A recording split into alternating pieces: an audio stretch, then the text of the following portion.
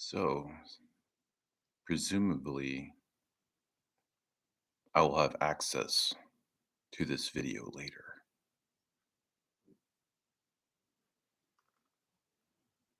And maybe we all will. But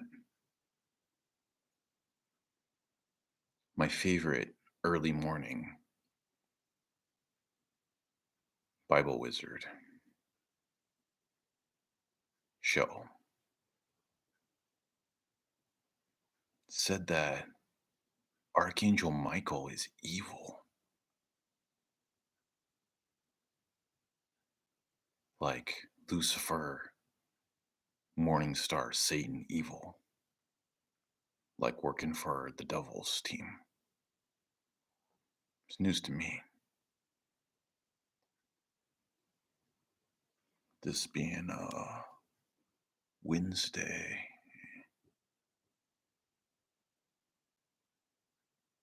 And having missed, I have missed Wednesday morning, which was today. So I guess it was Tuesday morning, 4:30 a.m. So let us now convene the trial of the United States Bible Wizard versus Archangel Michael.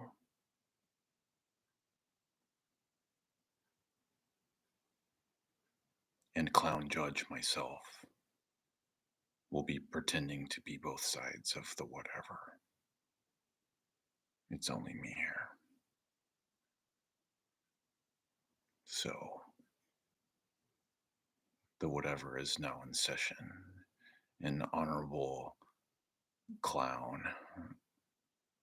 Zen Cloudboy, reporting for judgeries. We're going to take our time. Wish we had gotten slightly more drunk off of red wine and porter beers and try to get well and stoned if there's enough scrape in the cracks somewhere, and there probably isn't. But I might also try to read Romans, and that's the thing. Who am I talking to right now?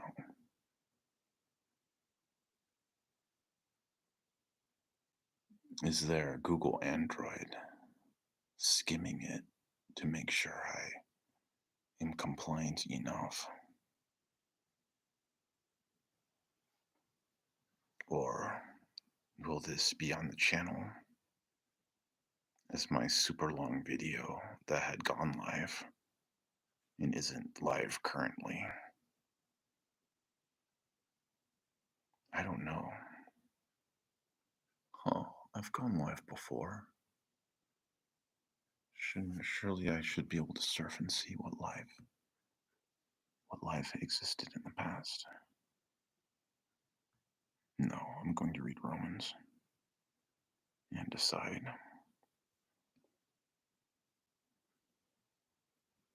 Decide something, I guess. But, try to pull one out for Michael.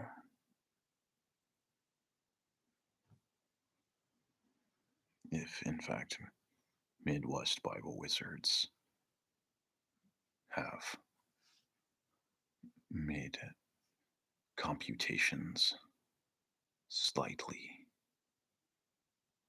incorrectly.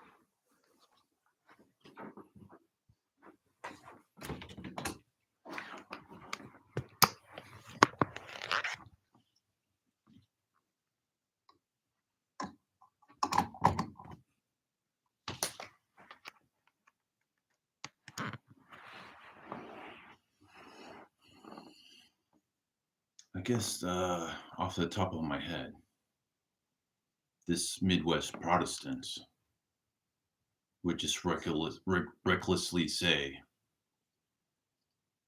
what if Archangel Michael is just the concepts of angels having any sort of authority in human matters? Because they're basically the commander general. That's Michael, right? Archangel. So it might be a statement on all angels. So, off the top of my head, being of an upbringing of Protestant nature, which would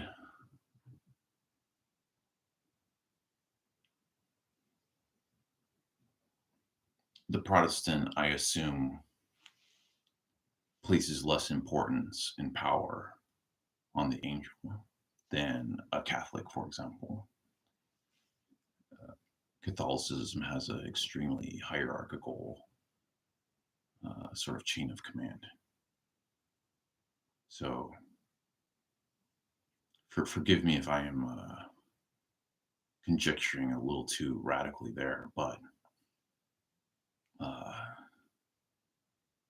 is this statement a war on all angels?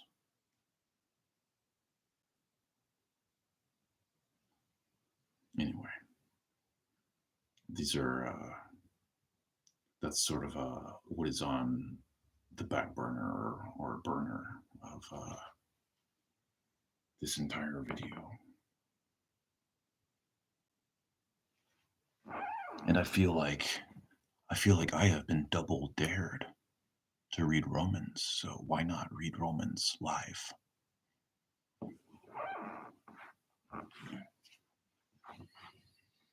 I've never read anything on this Bible before. I was sort of saving it to take to Thailand and make a digital corpus of it.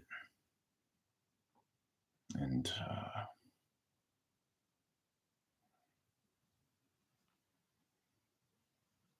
strangely enough,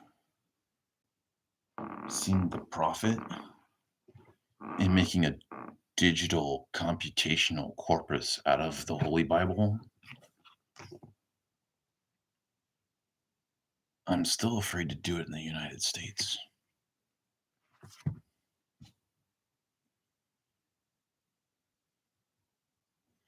But I'm afraid to write a book in the United States, any book, just because I want to relax more. I'm a bit of a strange customer, but try not to be too troubled by my extremely complicated or extremely simple backstory. I've never read anything from this Bible, and so I'm gonna try and read some Romans.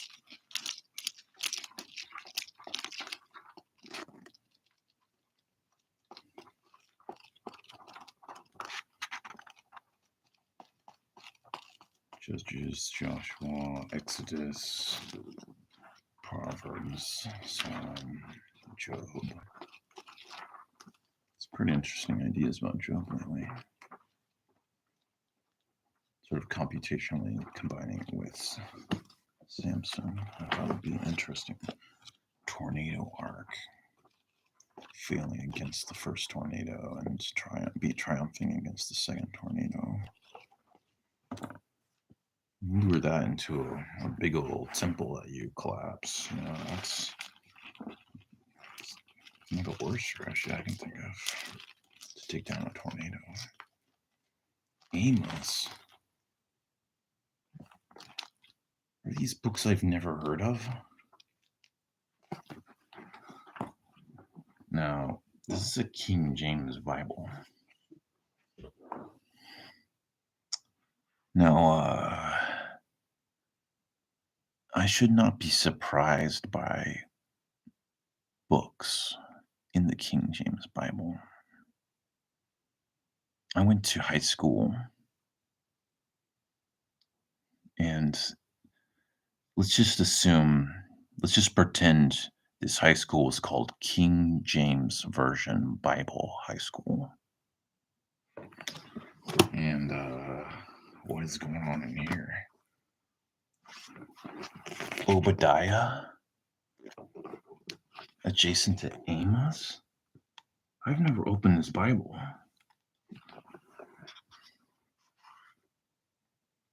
So, I don't know. When Grandpop says, give you $100 to read the whole thing, maybe they were hoping I'd put it off. What is all this? I feel like a dimension jumper right now. Like Sliders. Obadiah? I've never heard of this book.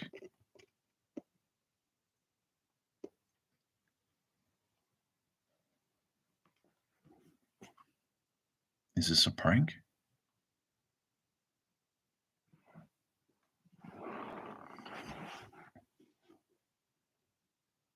Is this one of God's moves? To do like Rick and Morty? Shove me into a brand new verse? With Bibles that have different names that I've never heard of?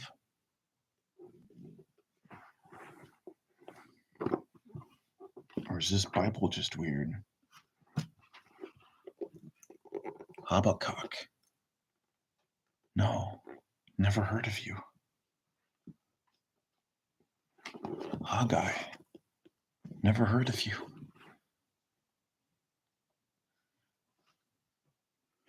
Zechariah. I don't know. I'll let you slide. But isn't this the New Testament? Is this the New Testament?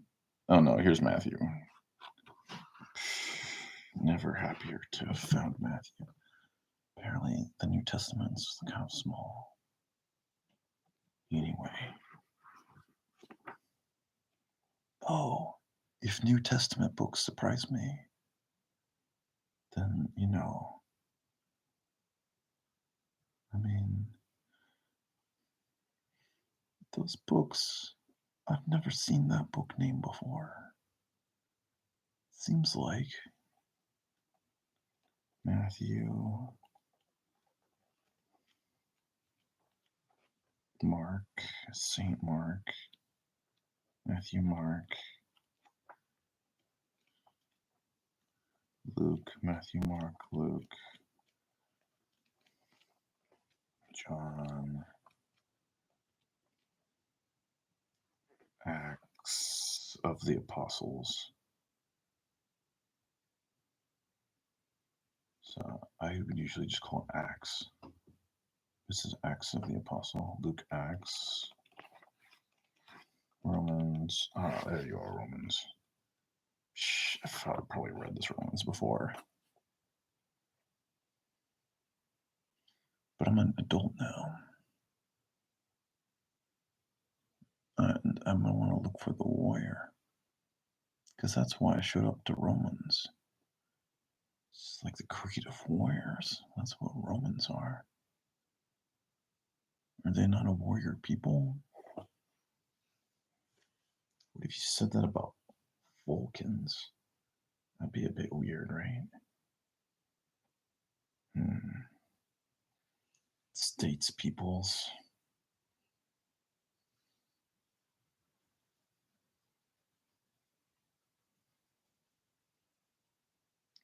Apostles. Romans. The epistle of Paul, the apostle to the Romans. So it's like Paul dealing with Romans. Oh, it's like you should be able to detect like who the Romans are or thought to be. Like we're trying to appeal to the Romans here.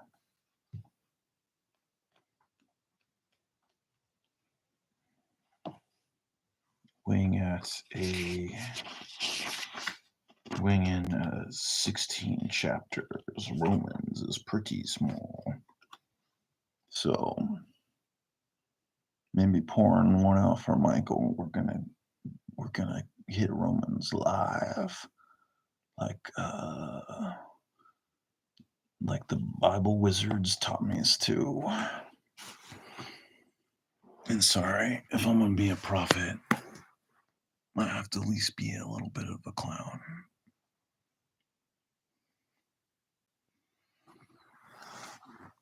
The Epistle of Paul the Apostle to the Romans, chapter 1. And this is going to be with commentary because I'm doing this completely foolishly. Well, if Archangel Michael's working for Lucifer, then I've got some work to do. I'm a couple steps behind. And maybe that's the reckon fun prank of it, right? Tell me Michael's a bad one. That might be half the joke, right? What, you didn't know Michael? You getting all worked up? You didn't know Michael? The very best of us you thought was the worst. It's weird. It's a weird thing to find out.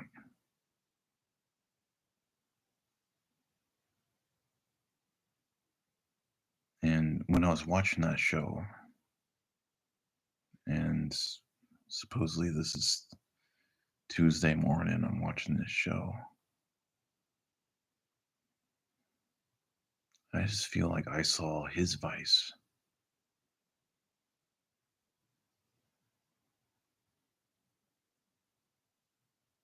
And saw, I could see, I could see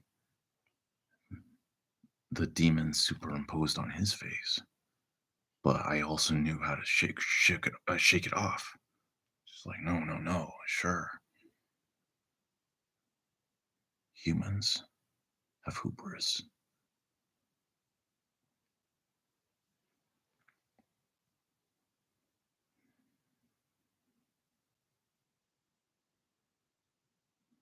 And you can take the weight of our foolishness and set it on top of our words.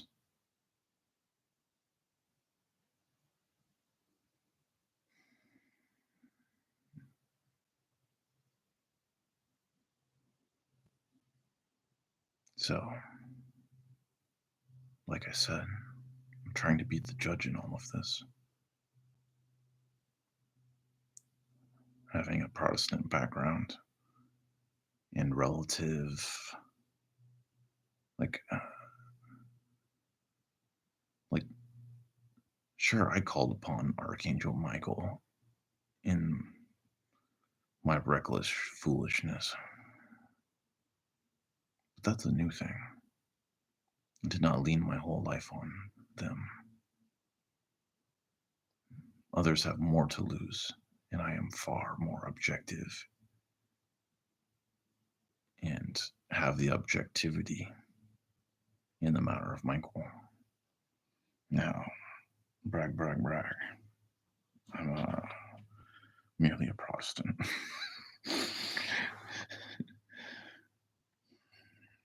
But, yeah, what is going on?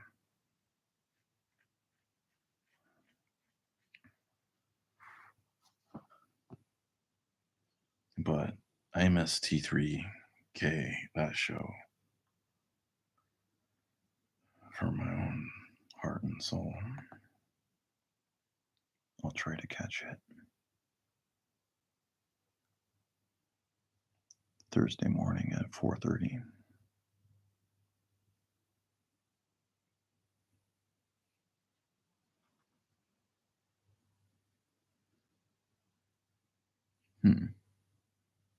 Now, can people watch unknown?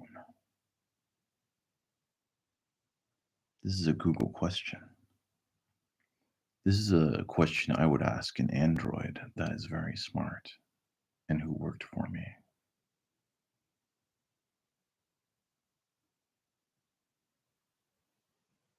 The nature of this thing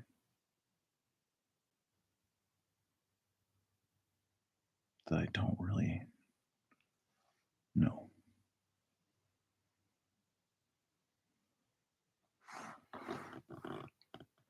Chapter 1.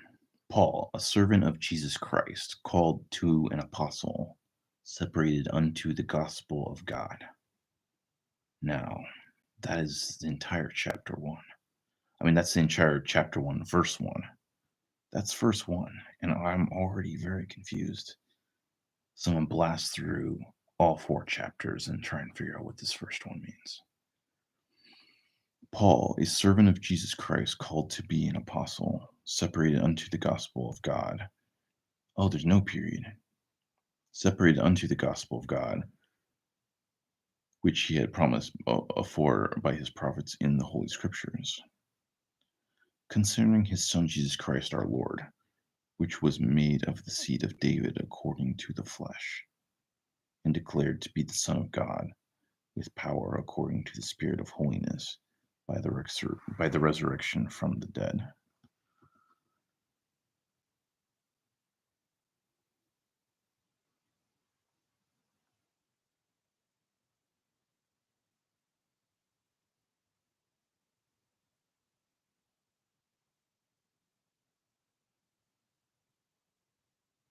So it's kind of like it's kind of saying Paul, Paul being a bit of a stranger to this, to Jesus, and these claims regarding Jesus, you know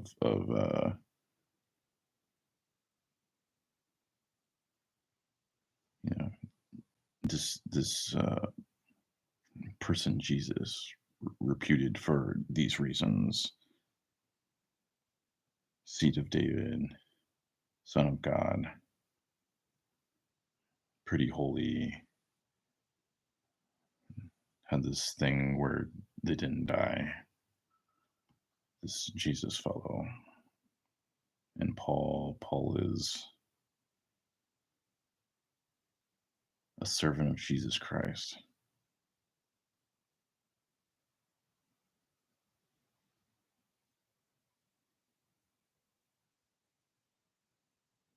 It's this separated unto the gospel of God, which is, I guess, it's tripping me up. I would almost foolishly imagine something like what Paul can't read, but still isn't claiming to be a servant of Jesus Christ, which might be some sort of double tangled up thing of like, well, you may have thought according to Jesus's reputation that you would need to have read. So I don't know. That's just a weird guess based on not being able to understand what this means here. Separated unto the gospel of God in chapter 1, verse 1. So I'll skip over to verse 5. By whom we have received grace and apostleship for obedience to the faith among all nations for his name. Now I'm already like, are we still talking about Jesus here? I don't think we're talking about Paul here. Yes, it's like a list of Jesus's things. It's like an announcer. Oh yeah, classic literature. I remember reading some of Galileo, the letters to like royalty. The beginning of everything is like, you're really great, you're really great, you're really great. It's like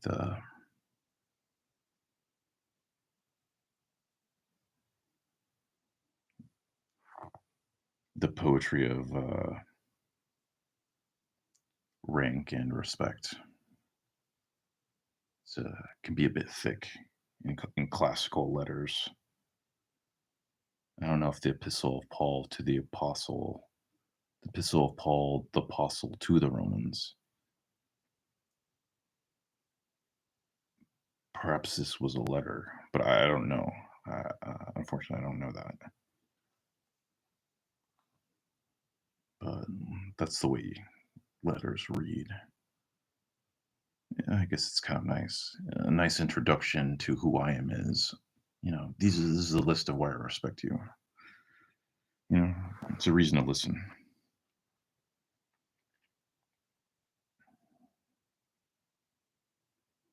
Chapter 5, by whom we have received grace and apostleship for obedience to the faith among all nations for his name.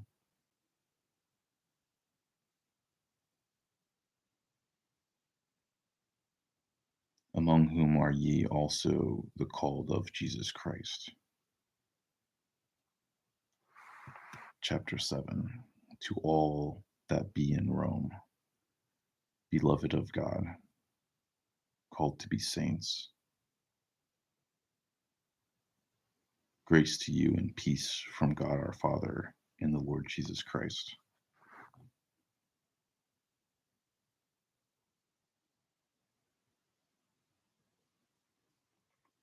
First, I thank my God through Jesus Christ for you all, that your faith is spoken of throughout the whole world.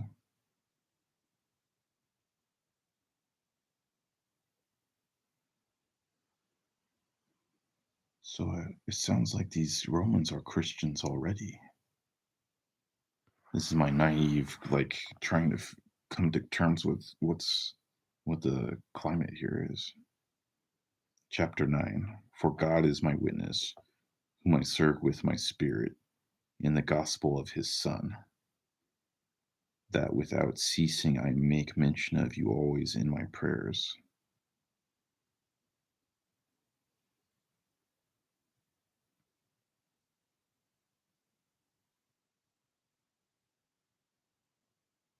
Now, this seems to be Paul saying to the Romans, like I'm so you, I'm always talking to God for you. Claiming that without ceasing, I make mention of you always in my prayers. Or it's like, I love you, dudes. Like, I don't pray without praying for you.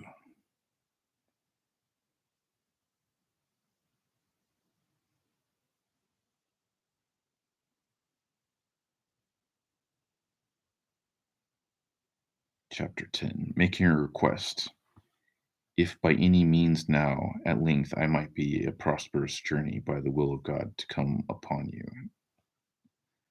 That just sort of tumbled and tripped in my mind. Making a request. This is chapter 10. Verse 10. Sorry, verse 10. Chapter 1, verse 10. Making a request, if by any means now at length I might have a prosperous journey by the will of God to come upon you. I'll translate this into please. Chapter 11. Please. I'm reading please. Chapter 11. For I long to see you, that I may impart upon you some spiritual gift to the end ye may be established. Chapter 12, that is, that I may be comforted together with you by the mutual faith, both of you and me.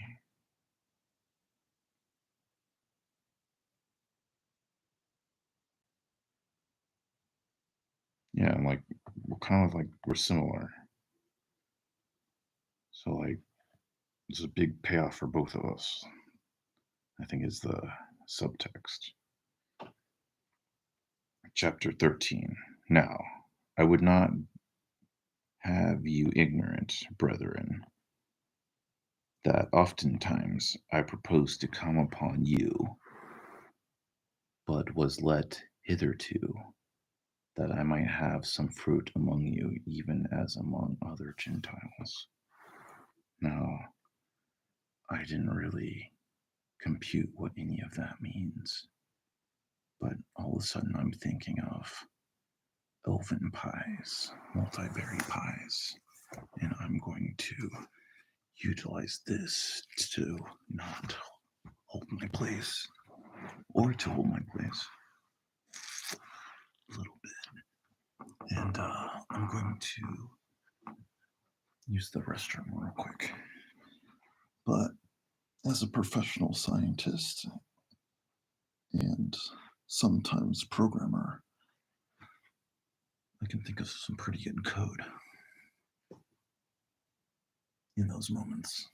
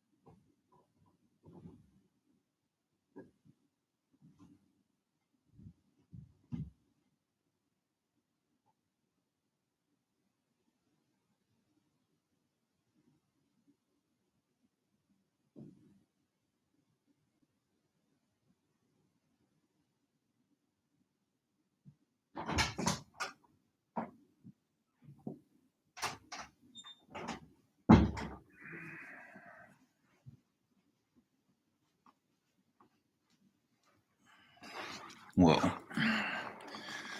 I suppose if I'm here on the job, maybe what you need is a little bit of an attitude problem. If Archangel Michael is being called into question, well, here, I brought a stack of other books in case the Holy One is on trial as well. And this is attitude for someone I thought was a friend. Understand? Here's blank cards. Start a new book. There's Python, one I enjoyed reading. Hope that means something. I haven't finished reading it. It's a tedious book that represents many of the things I have not read in this house. thinking favorably of gods recently, trying to easily summarize the entire universe.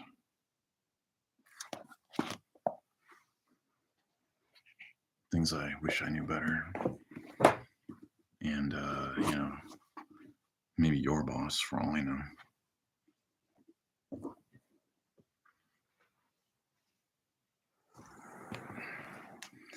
Oh, imagining this might somehow become like a really popular standalone video. I'll just briefly mention my two favorite miracles that I've experienced. And one of them, not even a miracle, but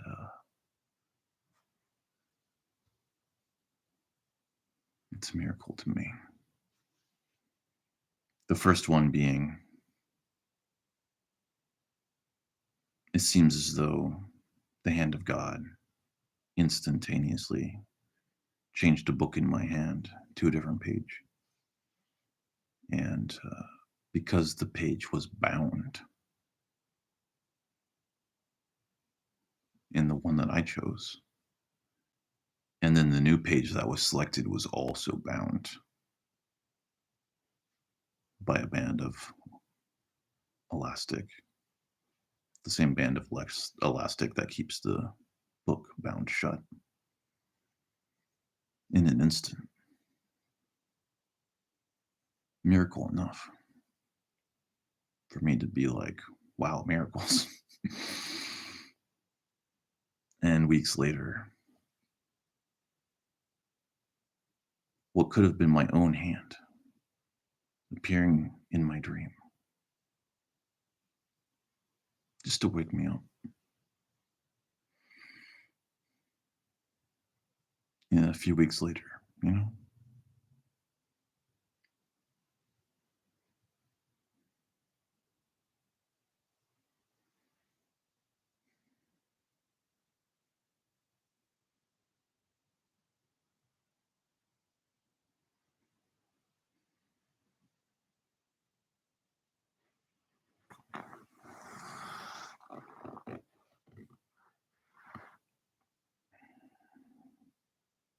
And again, sorry for all that attitude against the Holy Bible.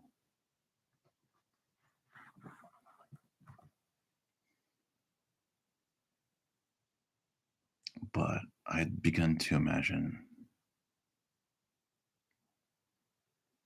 Archangel Michael as a friend.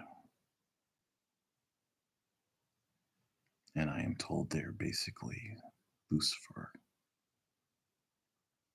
and working with Lucifer.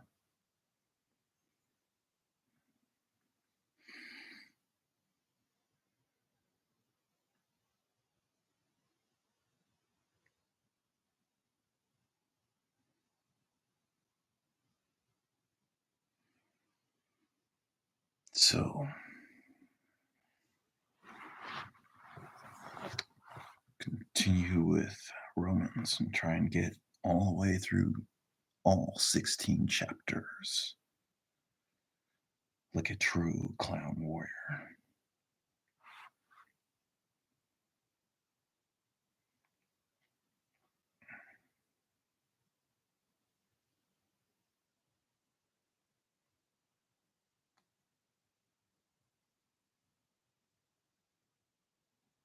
That your faith is spoken of throughout the whole world. I foolishly imagined that these Romans were Christians already. And the faith that was spoken of throughout the world was Christianity. This might be one of the most foolish ideas I've ever had. For all I know.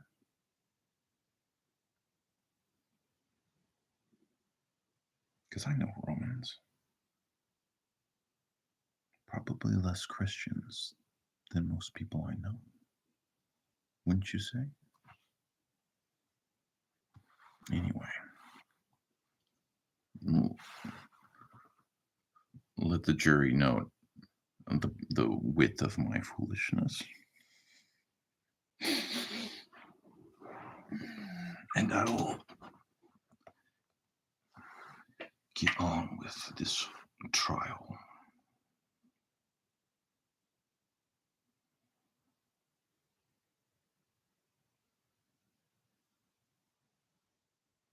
I'll pick up at chapter 10. Making request, if by any means now at length I might have a prosperous journey by the will of God to come unto you. Can we hang out?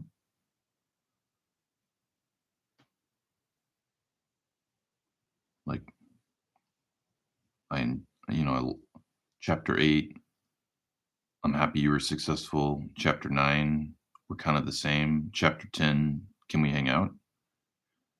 Chapter 11, for I long to see you, that I may impart unto you some spiritual gift. Chapter 11, for I long to see you, that may impart unto you some spiritual gift, to the end ye may be established. Semicolon. So this is like saying it again, chapter 12, saying the same thing again. That is, that I may be comforted together with you by the mutual faith both of you and me.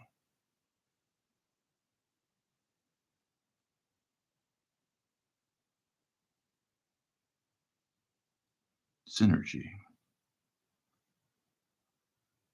Chapter 13. Now, I would not have you ignorant, brethren, that oftentimes I proposed to come unto you, but was let hitherto, that I might have some fruit among you also, even as among other Gentiles.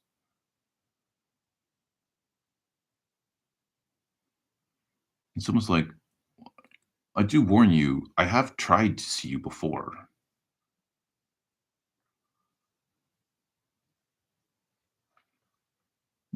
So so you could learn some of my ideas, as other people have had my ideas. Chapter 14. I am debtor both to the Greeks and to the barbarians, both to the wise and to the unwise.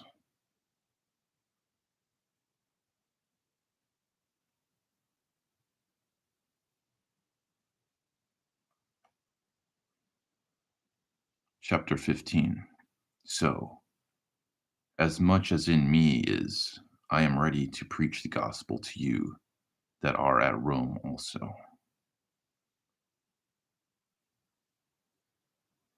Yeah, it's kind of like, you know,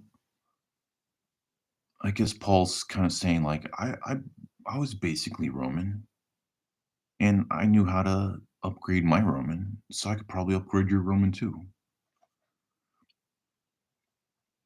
Chapter 16. For I am not ashamed of the gospel of Christ, for it is the power of God unto salvation to every one that believeth, to the Jew first, and also to the Greek. And I guess that's something Paul and I have uh, that is not in common. I tend to be ashamed.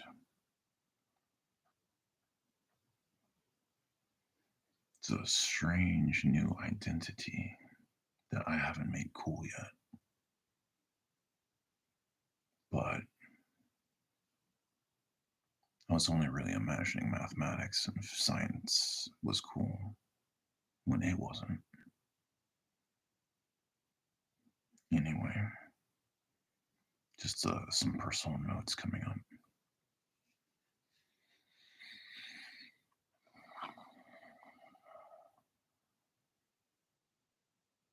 But the things Paul must have seen to give them this confidence in the gospel. It's like he's never seen it fail.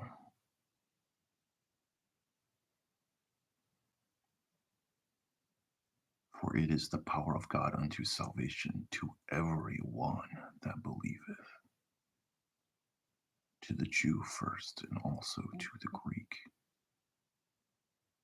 It's strangely specific to people for a modern mutt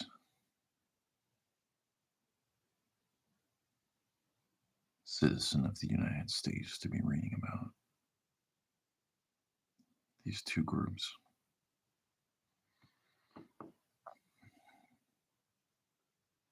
Now,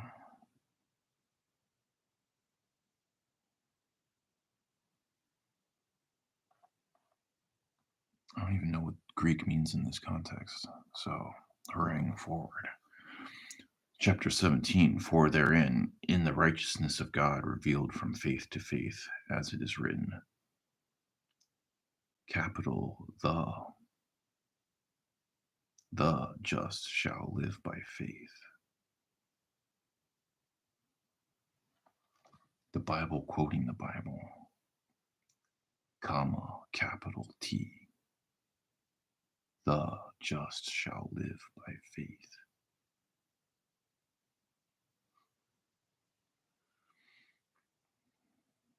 It's hard to, right?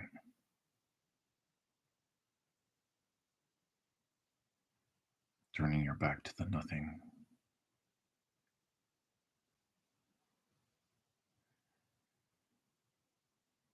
Is that story really never ending? Or is there a rainbow's end? I've been thinking about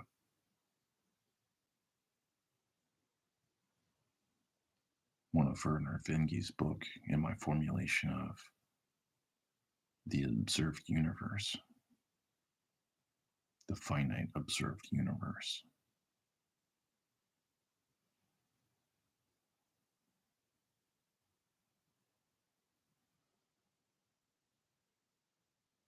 It makes assumptions about humans being the only ones here, I suppose. To put quantum significance on it, sorry to shuffle my stuff in with the holy ones. But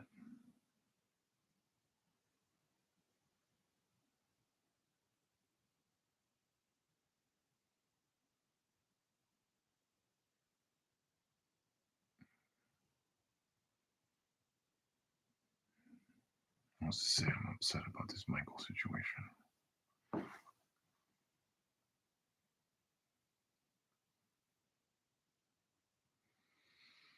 The clown helps because it's a bit of a joke. Am I really upset about this Micheal situation?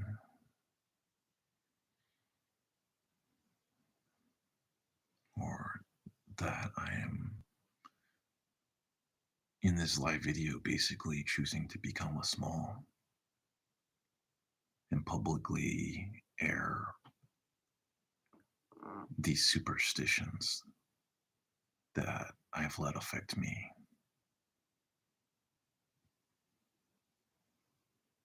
in sport. As a scientist's hobbies. Being the type more accustomed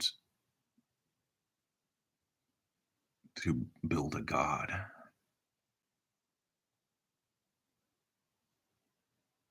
out of atoms than to whatever the other thing was.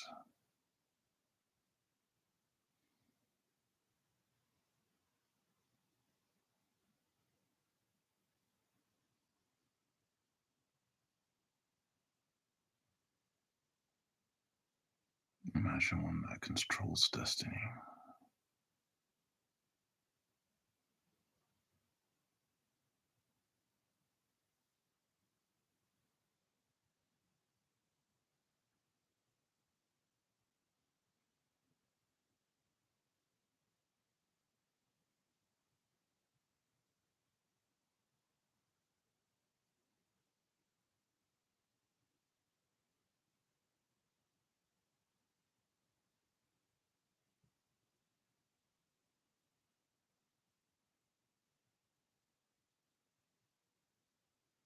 Chapter 17. For therein is the righteousness of God revealed from faith to faith, as it is written, capital the just shall live by faith. Oh, I did that part already.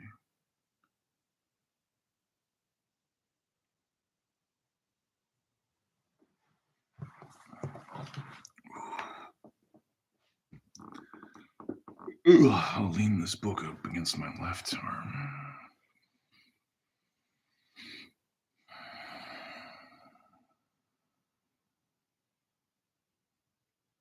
Oh, and in Paul's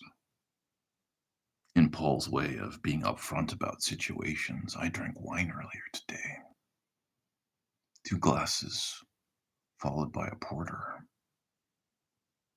And had I calculated better, I think I would have had 2 more cups.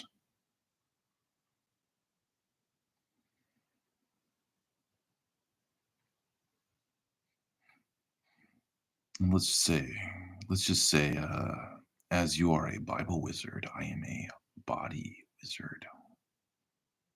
I could upgrade your kung fu, and maybe I find it slightly awkward. You don't want to.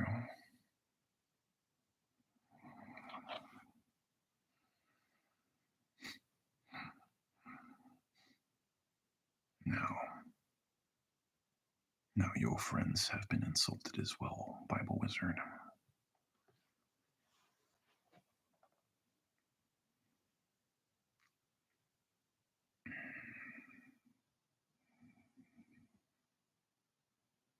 And I'll be sure to try and find an insult for myself. If not in chapter 1, then in this other wreck of a marathon that it seems like now.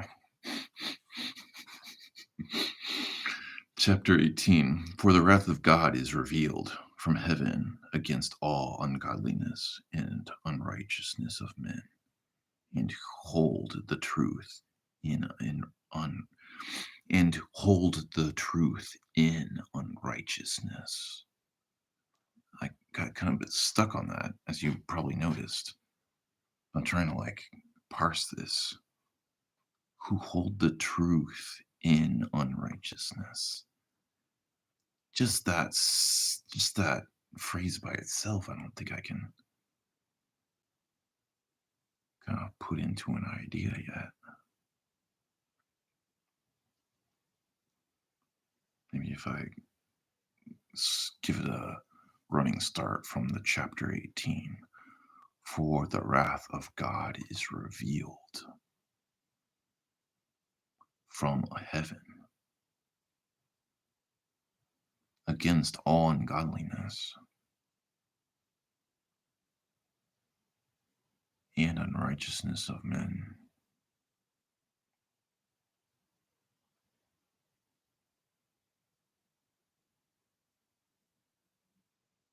Order of operations, am I right?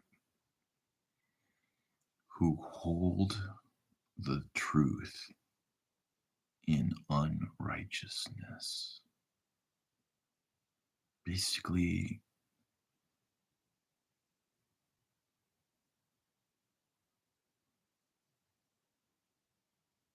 those who believe the truth is not good.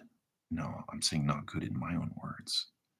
Here they say, who hold the truth in unrighteousness. So it's like those who are not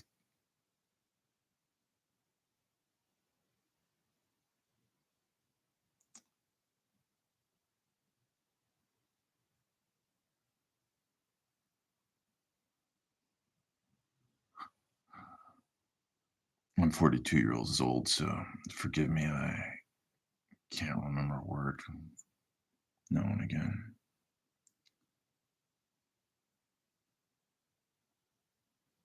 Trying to think of a word for kind of like someone who's not being rewarded, not being not getting credits, not getting paid.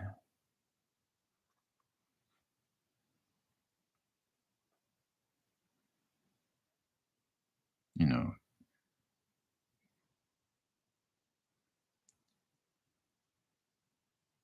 those who do not value truth, or those who think truth is kind of like trash, like it's not truth, who hold the truth in unrighteousness. Like it's not good to favor what is actually true. Or I don't know. Let's just skip to 19 here. And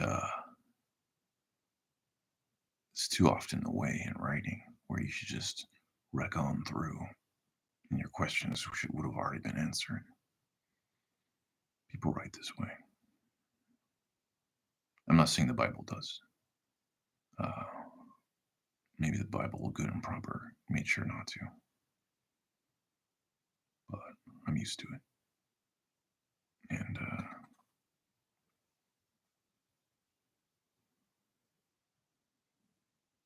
And sometimes bread tastes better, right? Chapter 19. Because that which may be known by God is manifest in them, for God hath shewed it upon them, unto them. Chapter 19. Because that which may be known of God is manifest in them, for God hath shewed it upon them.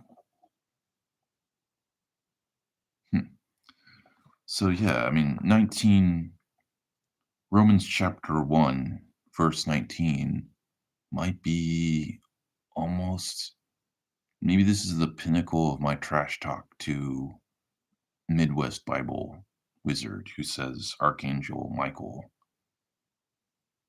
isn't legit and in league with the devil. Not really knowing anything better besides my friends who rep for him and told me how. I'd say I can watch you and you be an oracle, but Tuesday morning I heckled you. I heard the news and I was so sad and alarmed and I believed you. But I looked at your face and didn't like it and heckled you because I have opinions about what time it is. And I might summarize it saying Stephen King called it and it's time. But time for what? It's clown time. I'd say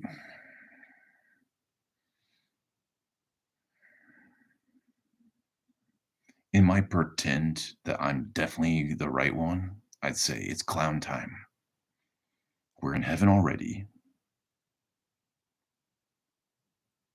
The old one God is cinching ice cream. Why? Because if I keep saying so, it might be true, and it definitely is true. And there was one more really good one. Anyway, I'll wreck on through here, and we'll very likely find it. Chapter 20. For the invisible things of him from the creation of the world are clearly seen, being understood by the things that are made, even his eternal power and Godhead, so that they are without excuse. I didn't understand anything I just said.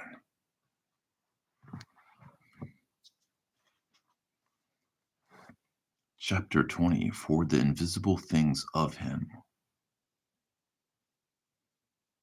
from the creation of the world are clearly seen, being understood by the things that are made, even his eternal power and Godhead. But it's semicolon here, so that should have closed it. That's the close of a thought. Oh, well, chapter 19 ends with the period. So, chapter backing up to chapter 19, there's two statements on two sides of a semicolon. So they kind of it should sort of be like, same and same. But then chapter 20, there's all these statements and a semicolon near the end of it. I was trying to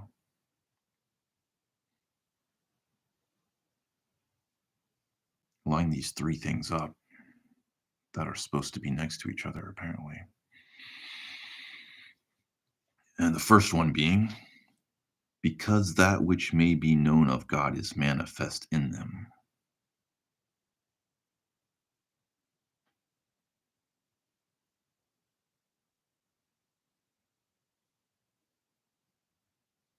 For God hath shown it unto them.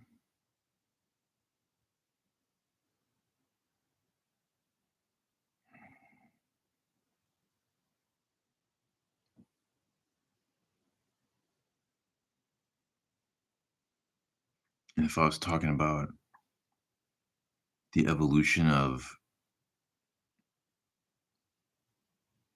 a computer program, God seeded it. It's his program.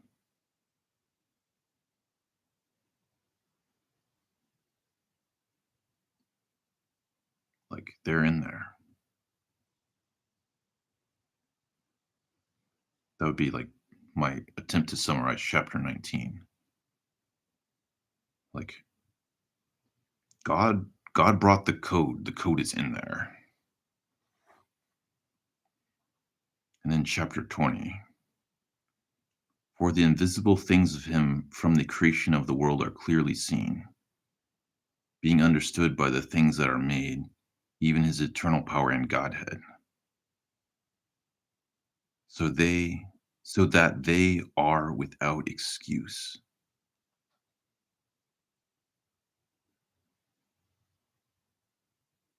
Yeah, it's yeah, that make that. I mean, there's some good logic to this. I feel like like if you're God enough to be reading this, right?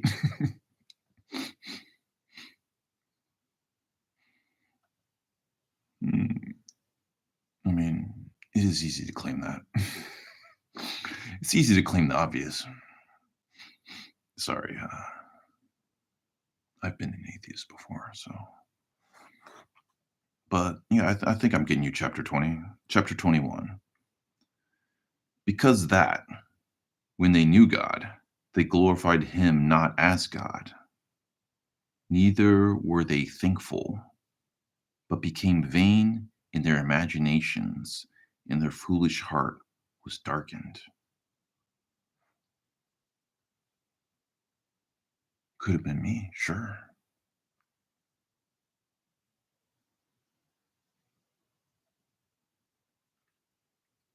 I've played a poker game with my soul and lost before.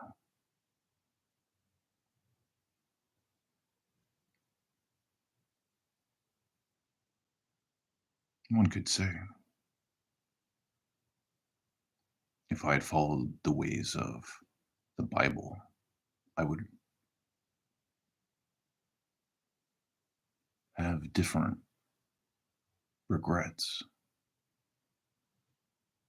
specifically the ones that I regret most.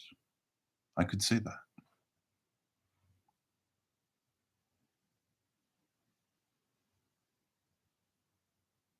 Vain in their imaginations.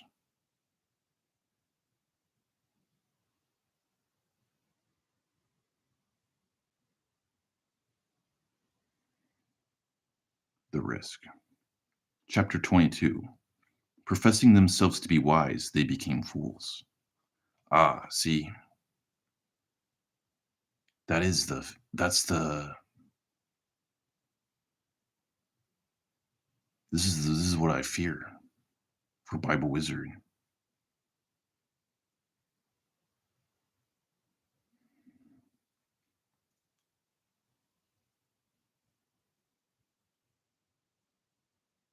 that the solution I have for revelations, my revelations level interpretation of God's word and or the prophecy. I guess, yeah, my prophet may see where you're coming up wrong. So I respect you enough in this Roman style. Like, hey, Roman, I respect your way, old fan. Y'all were putting it out there when I was 16, and here I am 42.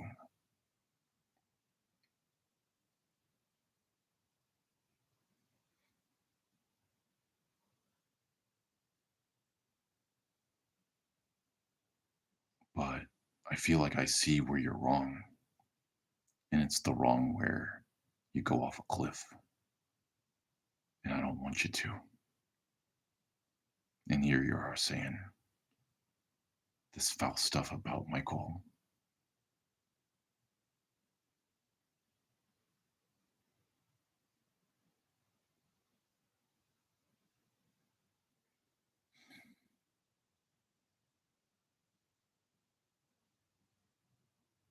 Maybe I helped give Michael a bad reputation. Reputation, Michael, caught in my mouth. Ugh. It gets kind of tight here in the back of my head, where my spine and whatever. Ugh. If I don't stretch, my tongue starts saying foolish things like Riker.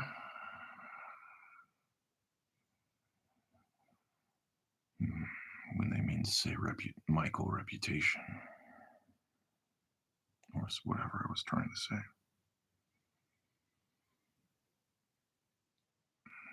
Chapter 22. No, chapter 23. Well, chapter 22 and on to chapter 23. Professing themselves to be wise, they became fools. 23. And changed the glory of the uncorruptible God into an image made like to corruptible man, into birds, and four-footed beasts, and creeping things.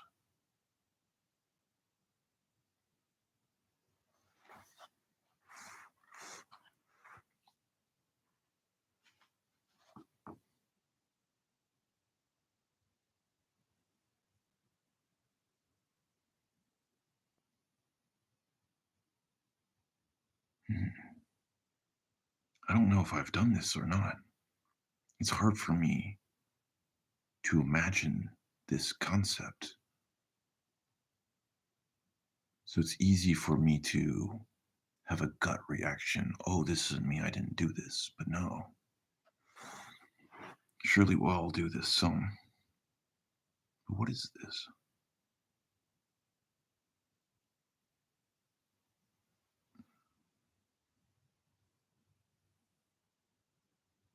An image made like to corruptible man, and to birds, and four-footed beasts, and creeping things. It's interesting, this notion of animal here. If these are a list of animals, then you might suggest man is only animal in that they are corruptible. But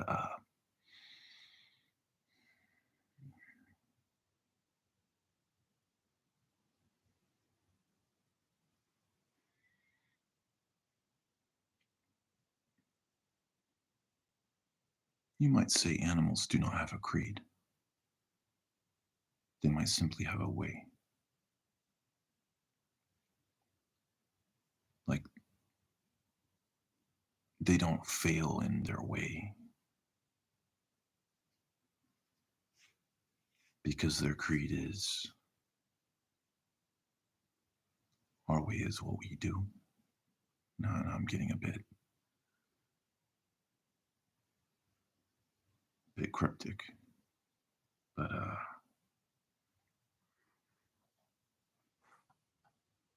sort of some interesting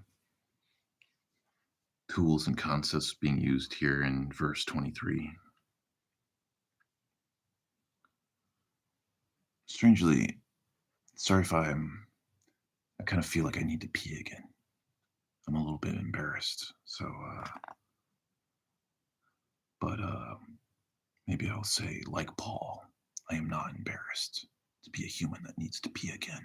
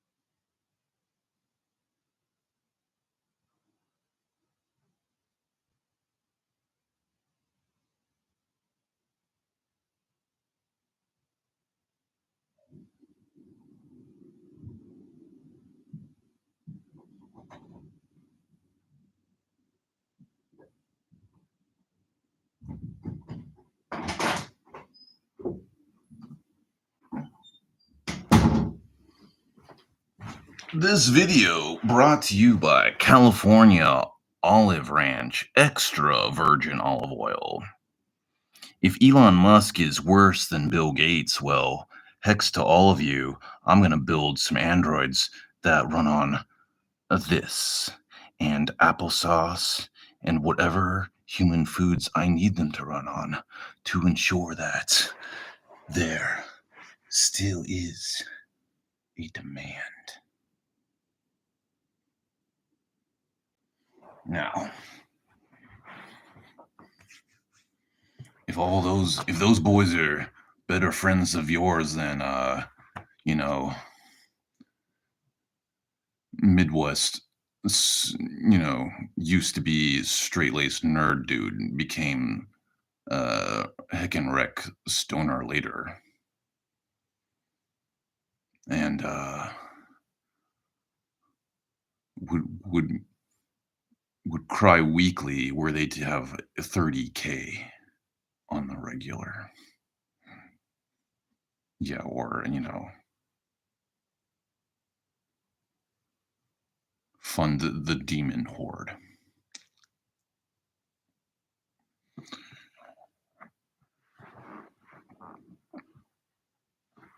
In all honesty,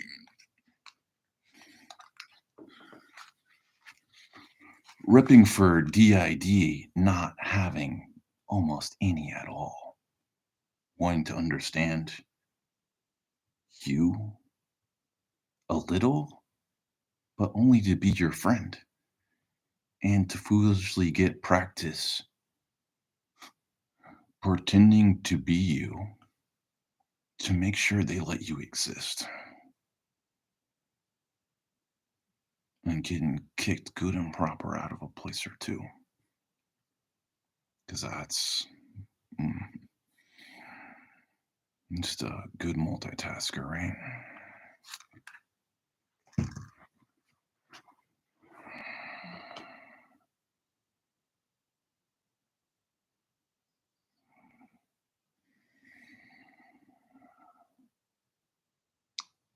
I'm gonna go through the beats of chapter 23 again and try and see what my first impression is, because I'm trying to figure that one out. Chapter 23. And changed the glory of the uncorruptible God. Changed the glory of the uncorruptible God.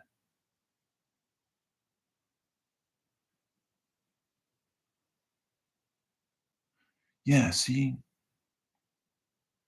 this is it's a bit of an alien attitude for me, and I'll try and explain why I believe that.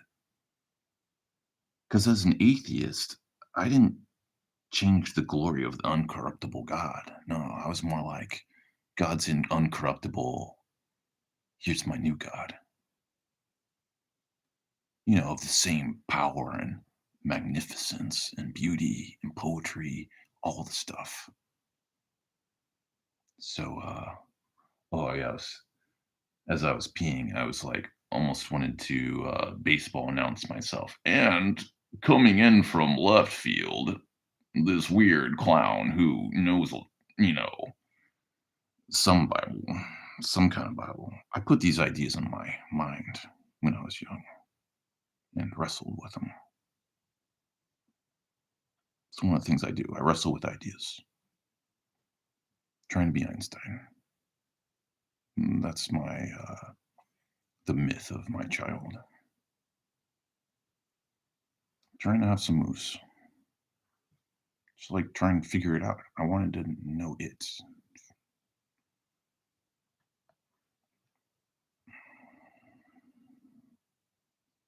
Change the glory of the uncorruptible God into an image made like to corruptible man. Perhaps I could try to imagine myself having done that, but I can't. Uh, let's see. And two birds. Right. No, that's a good one. Because I feel like I could almost make God out of birds. And that might be it. I don't know. I'm sorry. But it seems like, with the power of humans and birds combined, we could sort of have enough good libraries for the universe to run and be God. Something like that. Oh, and it reminds me of Brandon Lee, Bruce Lee's son, who was in the movie The Crow. Sort of that vein of idea. Something like the crows. Well, birds are so lazy that they have the free time to kind of do odd jobs for God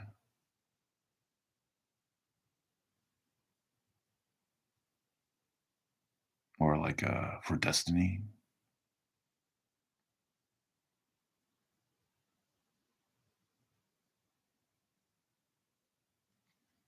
So I've imagined these things with birds, four-footed beasts and creeping things.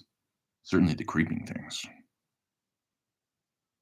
For me personally, I mean, it's four-footed beasts though.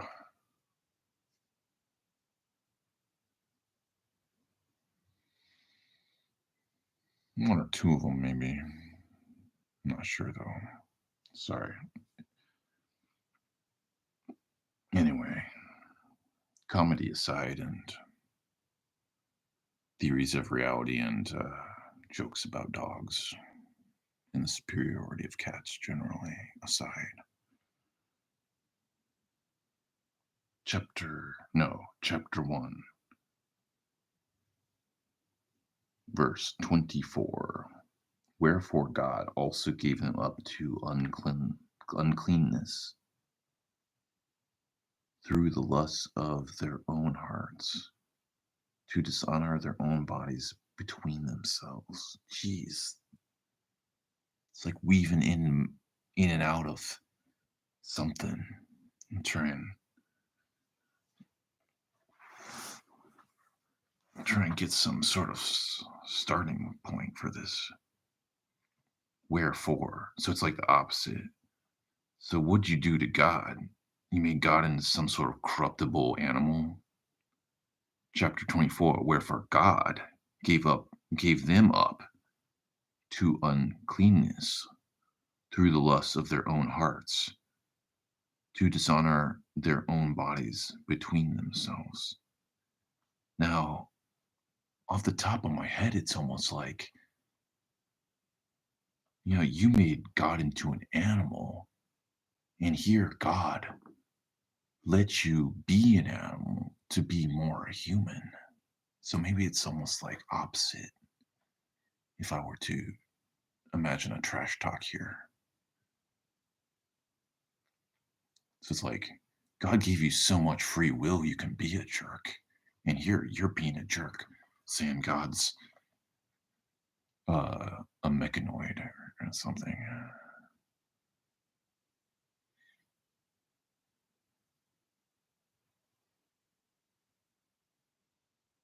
Well, it takes one to know one, I guess. Oh, I try to. I try to insult God a little bit.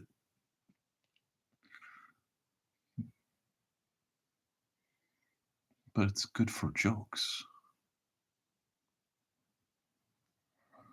If I'm a saint, and I hate the idea, and I'm forced to call myself a prophet, because otherwise I'm a jerk. I'd be like some sort of like the saint of God's comedy or something. Anyway, I'm sure to have some sort of joke power when I have the heart to joke about it. Chapter 1, verse 25. The next page.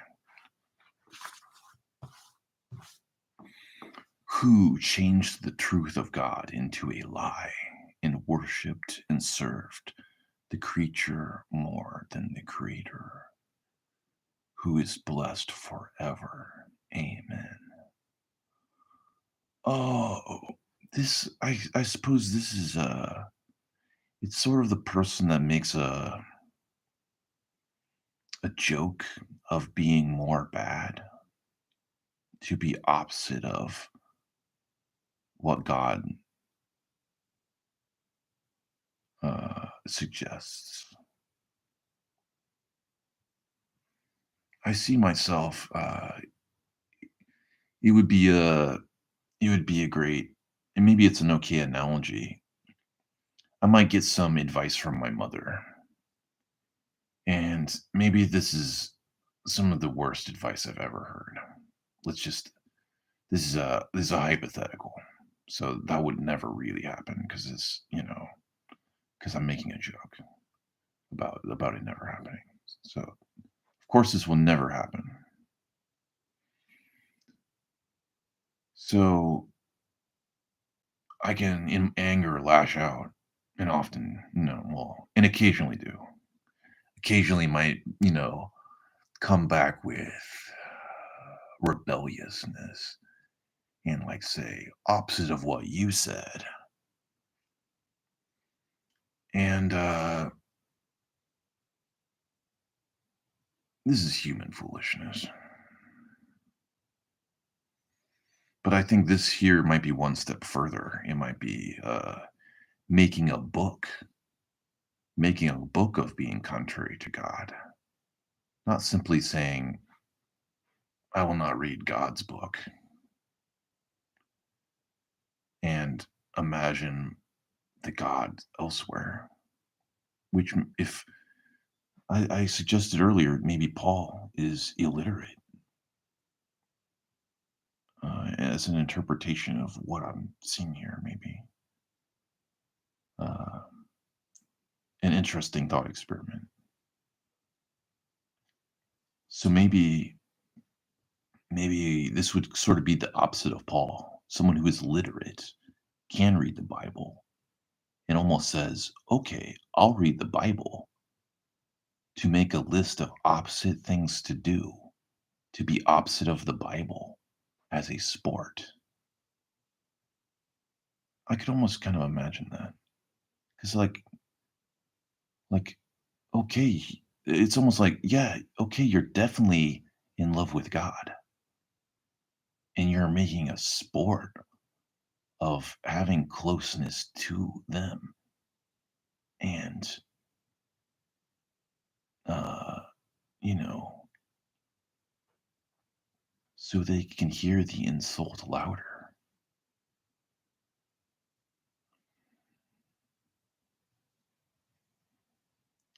And whereas I can imagine doing this with I think especially my mom or with a parent, with your parents, you might make a sport of doing the opposite of what they say. It's a bit odd thinking about it Bible wise.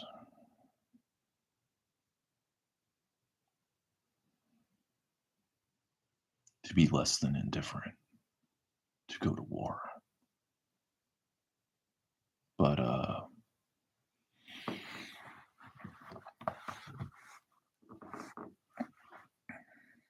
comedy feels it. Comedy can feel that way, right?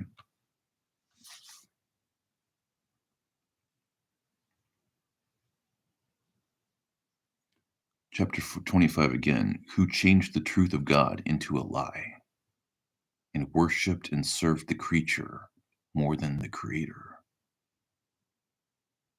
who is blessed forever. Amen. So, I mean, just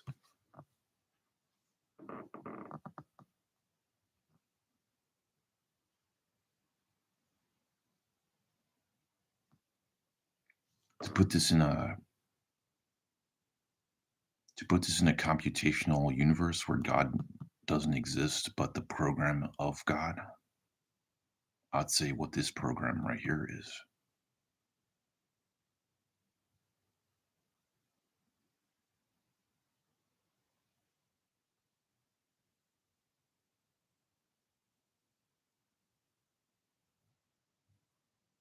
No, I have to like try and obsess with whatever, the verb tense of the framing to try and who changed the truth of God? Who are we even talking about? I'm lost in my own stuff.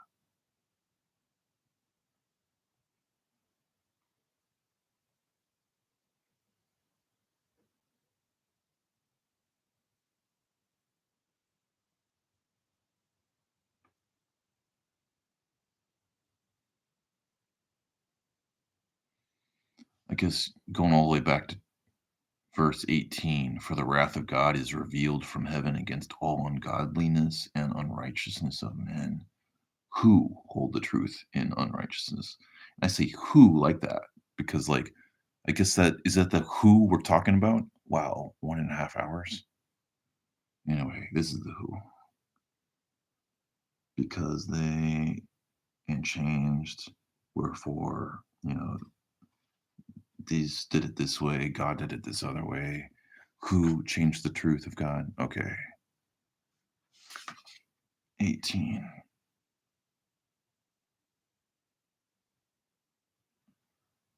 Who believe that doing God's way is to be doing something wrong.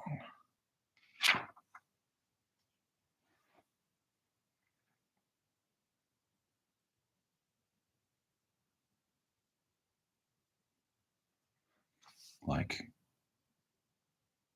to put it in Buddhist terms, I might say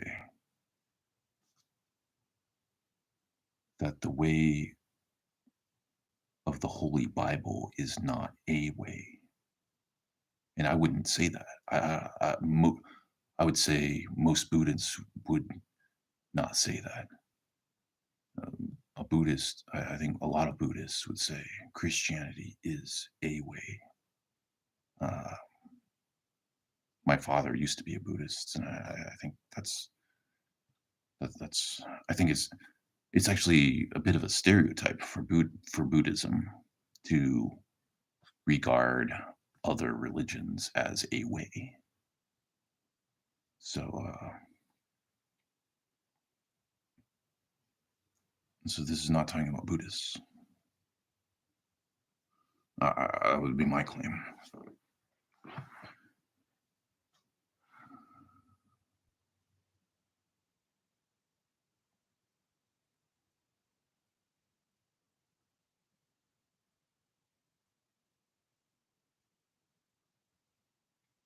It's just I'll start at 25 and try and get all the way through. Who changed the truth of God into a lie and worshipped and served the creature more than the creator, who is blessed for ever. Amen. Chapter 26. For this cause God gave them up into vile affections. For even their women did change the natural use into that which is against nature. Colon. And likewise unto the men, leaving the natural use of the woman. Chapter 27. And likewise unto the men, leaving the natural use of the women. I'll back up to chapter 26. For this cause God gave them up unto vile affections. For even their women did change the natural use into that which is against nature. Colon. Chapter 27. And likewise also the men, leaving the natural use of the woman,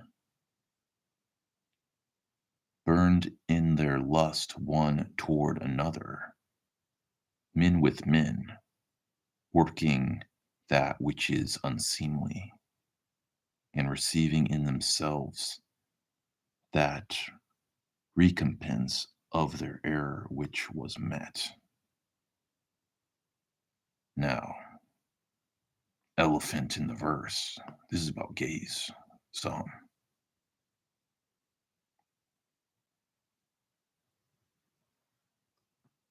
But I got hung up on the fact that it says women with an E in chapter 26 and woman with an A, like one woman or womankind. Anyway, it's a different word in chapter 27. So, getting a bit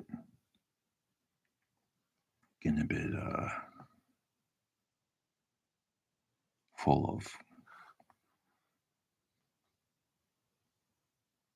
questions.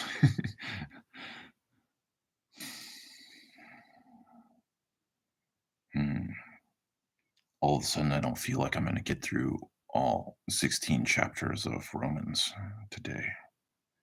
Maybe I'll just aim for chapter 1. What do you say? 1 hour and 34 minutes? Do I have a 16-hour video session in my back pocket? Probably not. So I'll dig in good and proper and try and twine. I just stuck out my tongue good and proper. Maybe if I stretch more. Oh yeah, when I was getting up to go to the bathroom earlier, I got into downward facing dog a little bit. I can feel my spine like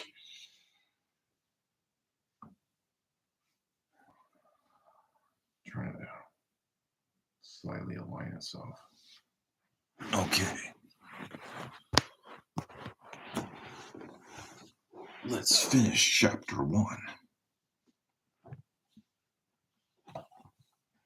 And try and dig in here and having actually done it. Now,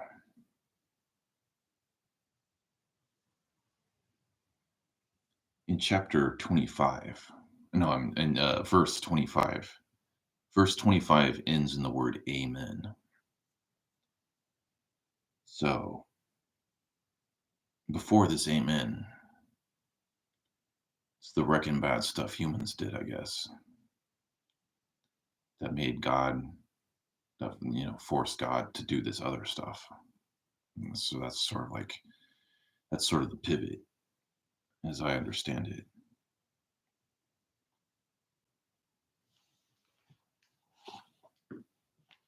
So, humans may have made a sport of defying, this way when they could have easily just gone and, just ignored this good and proper and reinvented their own thing. And, uh, you know, maybe that is the more reasonable way. But some didn't do it, and so God responded in this way. That's my interpretation. And chapter 26, chapter Romans chapter 1, verse 26. For this cause God gave them up unto vile affections. I'll just pause it there because that's a fine place to try and tackle what is going on here. God gave them up unto vile affections.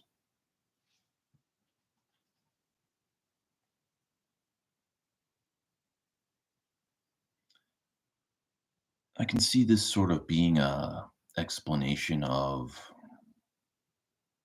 God not having complete control and allowing things that aren't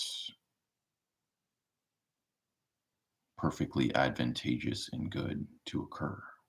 It's like the classic, why does God allow bad things to happen?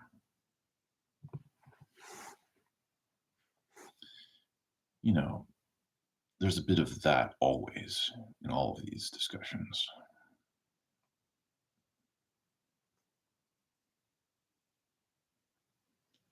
And I guess they explain, so maybe I'll find it here. For this cause God gave them up unto vile affections, for even their women did change the natural use into that which is against nature. Change the natural use into that which is against nature. And putting that into the context before.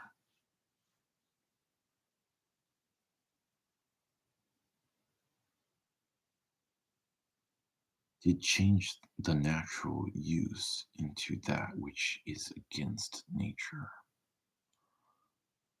The most against nature thing I can think of in foreshadowing,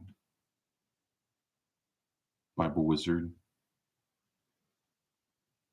it'd be the destruction of the ecosystem.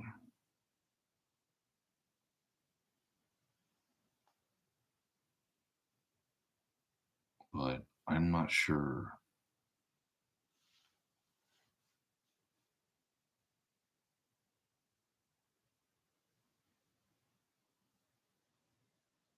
I'm not sure what a woman's duties and a man's duties historically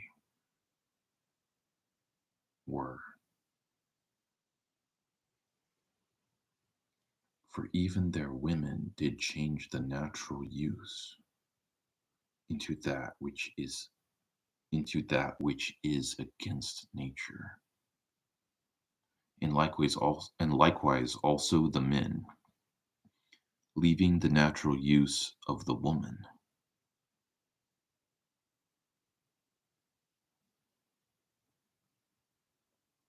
So I'll pause it there. In verse 26, something is said about women, and men are not mentioned. And here in chapter 27, It's saying likewise also the men. But in talking about men, women, a woman, the word woman is mentioned. So this is definitely a significant difference between the two. But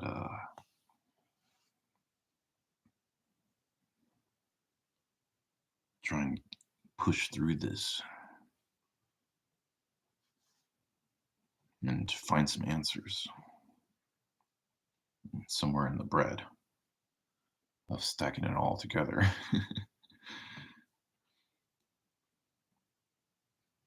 And likewise also the men, leaving the natural use of the woman, burned in their lust one toward another. Semicolon. Men with men working that which is unseemly, and receiving in themselves that recompense of their error which was met.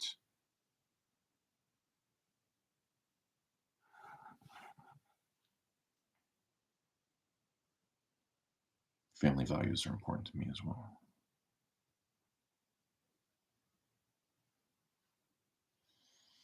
Hmm. And trying to do a bit better than that.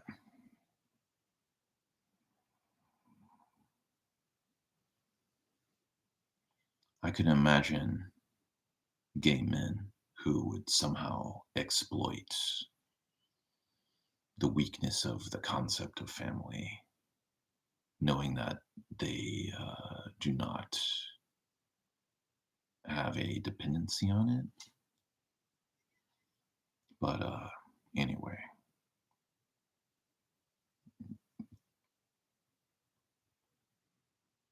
I said the word gay. I read verse 27, so trying to stay in my lane and have a unique thought somewhere in here.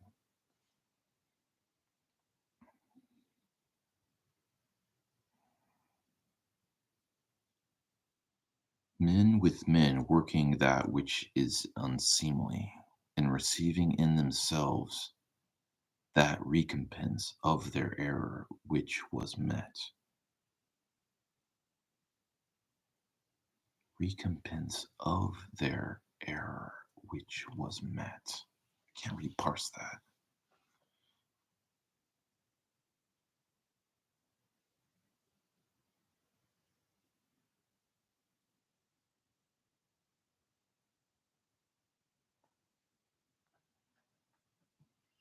I mean, I can put on my hetero bobble jerk hat and say, sure, that there's HIV. Are you dumb? You know, no, I'm not dumb. I just don't want to be too presumptuous about knowing anything.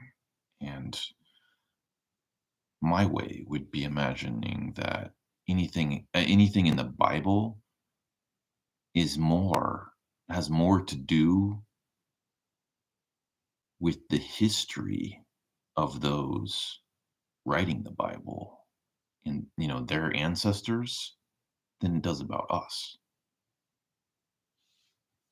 And I have just made that up right now. But you ever notice like the advice you have for your younglings? It's often just the good advice you would like to have had yourself, or not even that, the advice that applies to you right now, and this is the thing you should be doing now. And anyway, you see that sort of stuff crop up. Anyway, I'm too sober to really know what I'm talking about now.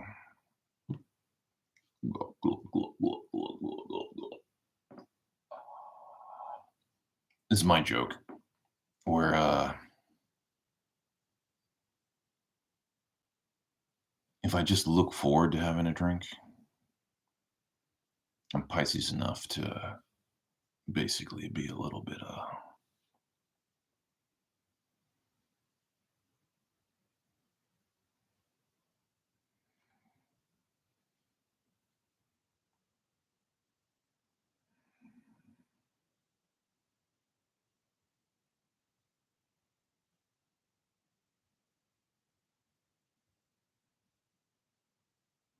and receiving in themselves the recompense of their error which was met.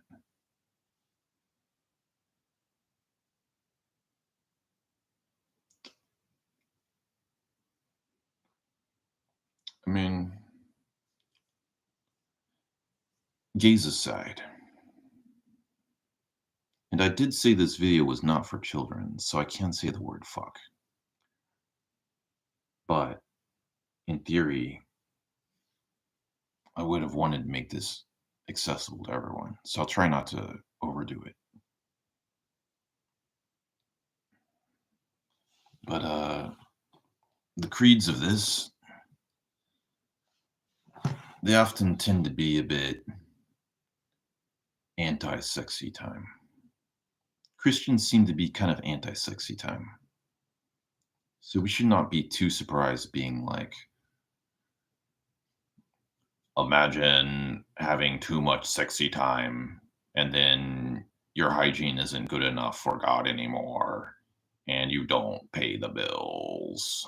Now you are a prodigal son forever because you wanted to spend 10 hours a day in the sexy time.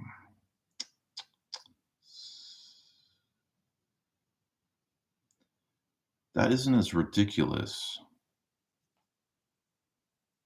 That isn't a ridiculousness to spend far too much time invested in sexy time.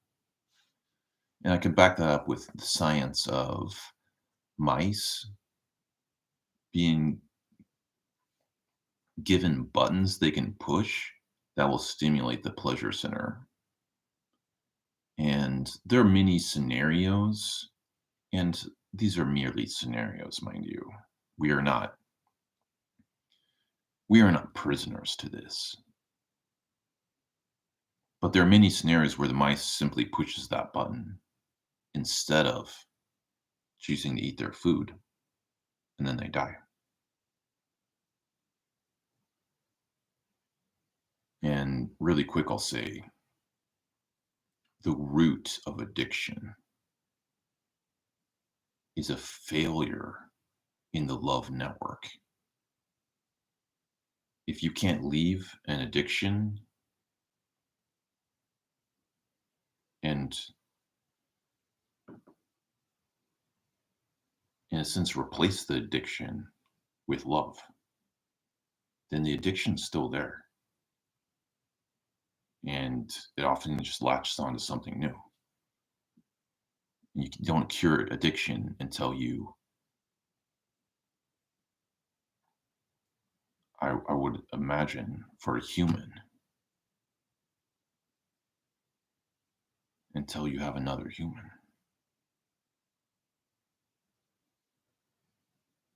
Or another human enough. Just some scrap of love, connection.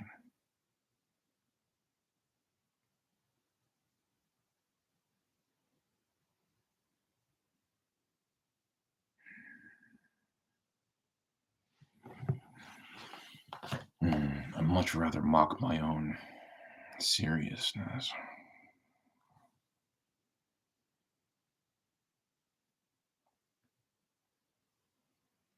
Some seriousness as a substitute for being profound. I would much prefer to be profound.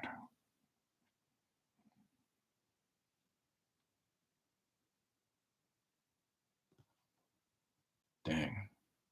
Wasn't I saying something about gays?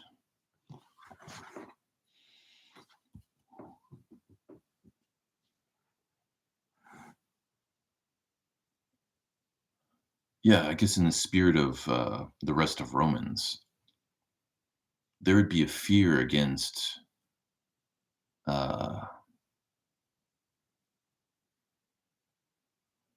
gays who made a sport of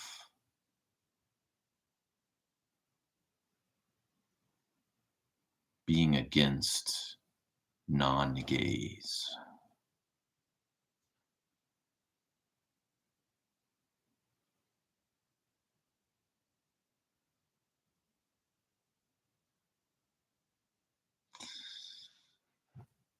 Just trying to see where Paul's coming from in Romans.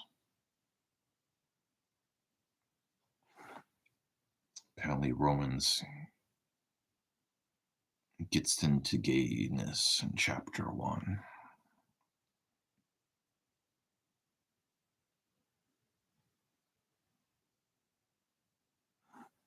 No.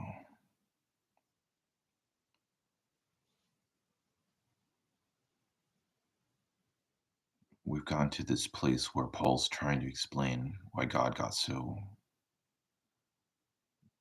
had to get like why God had to give up someone to their own vile affections is how they're saying it. For even their women did change the natural use into that which is against nature. Oh,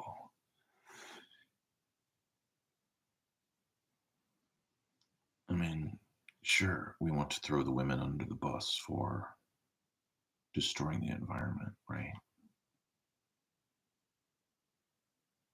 And maybe they did. We all do. It's like, see my shrug? Yeah, we all destroy the environment.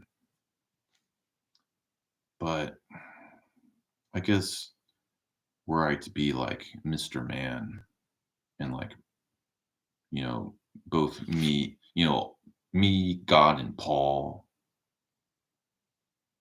were kind of annoyed with you women about this.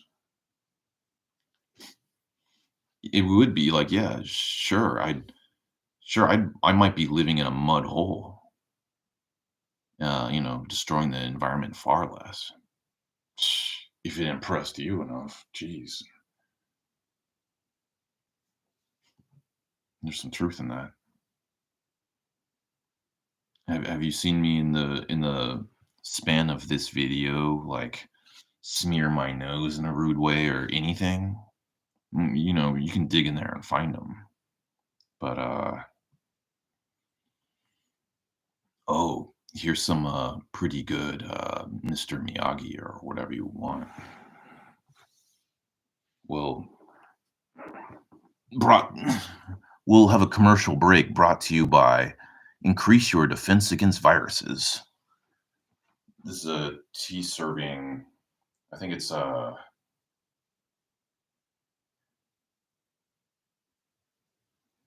might be some sort of dragon tea serving Tai Chi, but the simplest one I know is like this. Where I kind of just, a stretch you could flex into a little bit. Like, it's here and here. It's a lot like this one. This stretch, right? Sorry about it. But this stretch, this stretch, it's kind of like that. If I've been walking all day, and if I'm even still walking, having walked all day, I might be like, oh, I think I'll do some of these dragon toe hands, and you get a little bit of rest out of it. But is this Tai Chi? Is this Qigong? Is this energy? Something? It's a Qigong form. In one of 8 forms in a specific kind of. Anyway, I get it all mixed up. But dang. There was a better one. There was another one I was going to show. Well, anyway, maybe I'll remember here in a second. Oh, I'd sum this all up with the word totalitarian, which is one of the central criticisms of the United States of America, is that they are totalitarian. So basically, it's like,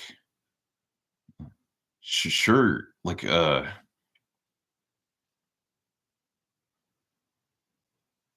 sure, don't be about the Bible and maybe even be a different religion.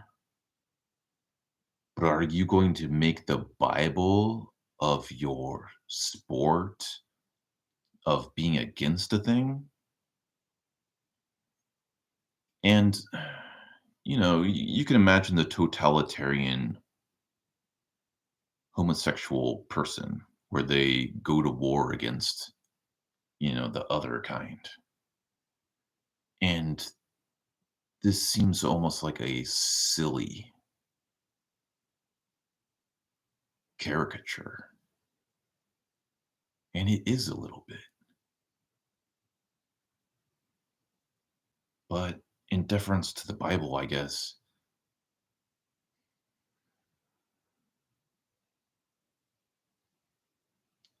if it will give you power, someone's gonna do it.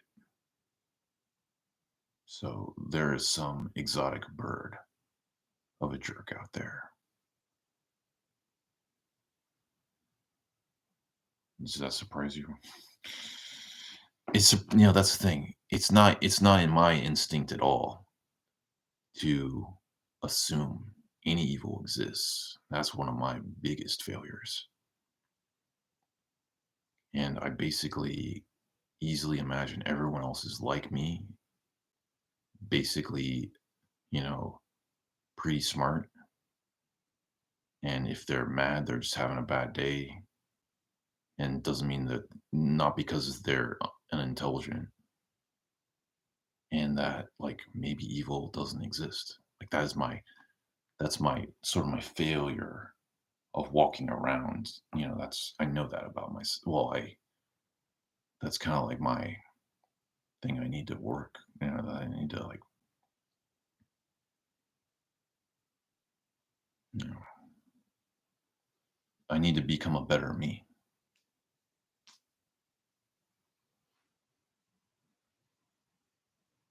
And a lot of that's good. Like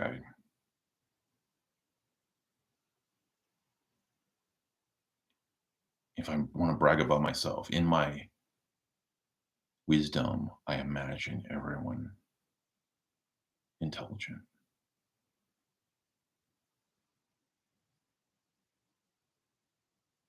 And people who think I think they're dumb,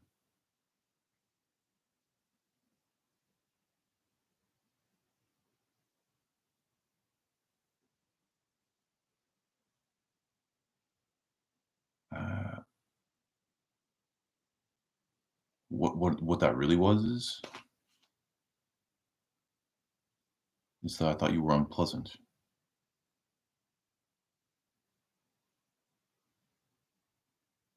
So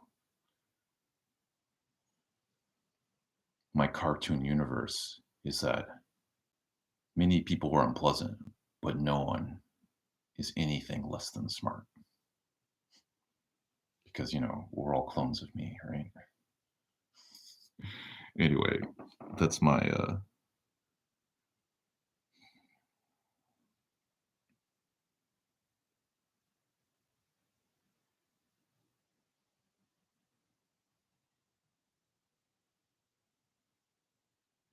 guard had to give anyone up into vile affections. See, affections? I will never know what this word means. Into vile interests, into unto vile things they liked, hobbies.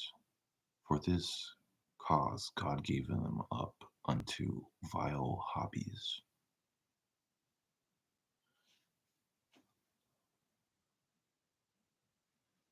let the humans go their own way.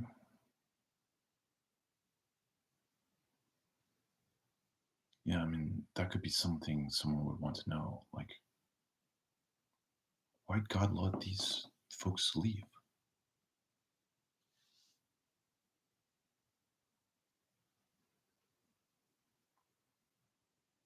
And then trying to explain the way of God that requires or demands one needing to let them leave.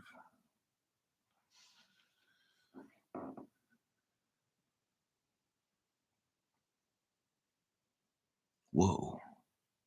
But pushing this to an informatic theory of God, which no one wants to hear me talk about now.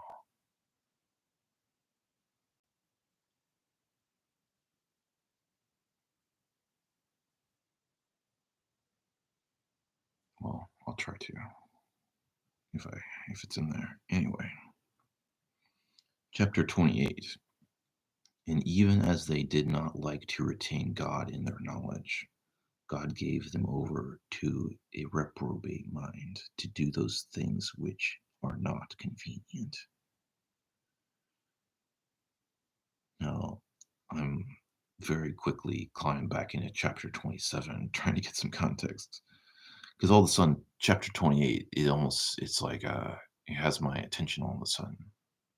Like, finally the good stuff. I mean,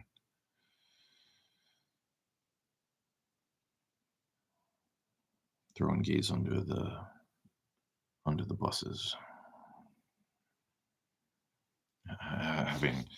Having transversed that somehow.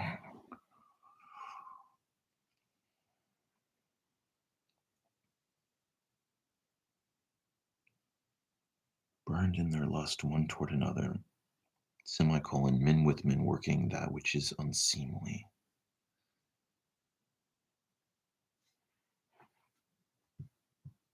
See, in chapter 26, I said, okay,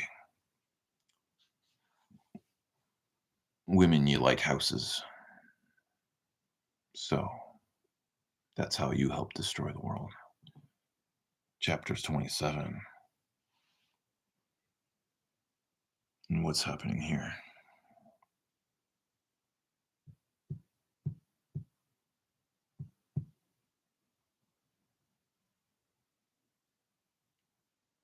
Well, maybe men being some sort of materialist, wanting to have an artifact,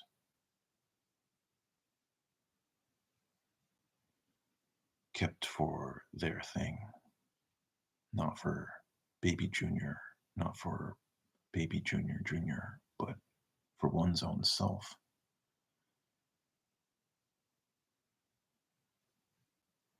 If your stereotype is to not reproduce and have a baby, well, all this stuff is for you. It's a horrible technicality, and this sounds like a cartoon courtroom. But I regret to inform you that I have an experience with physics, and these examples that are the most stereotype, caricature, bounding solutions to a scenario.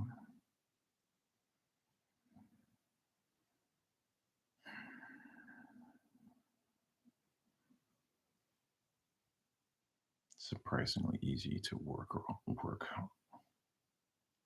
with.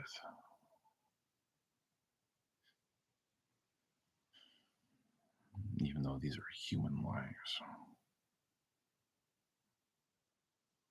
that we're making codified pronouncements about.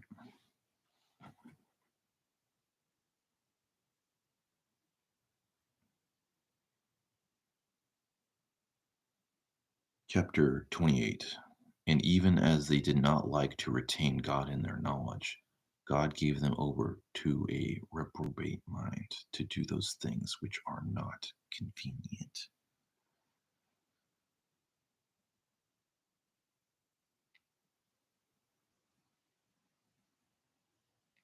Reprobate mind. Not convenient, semicolon, 29.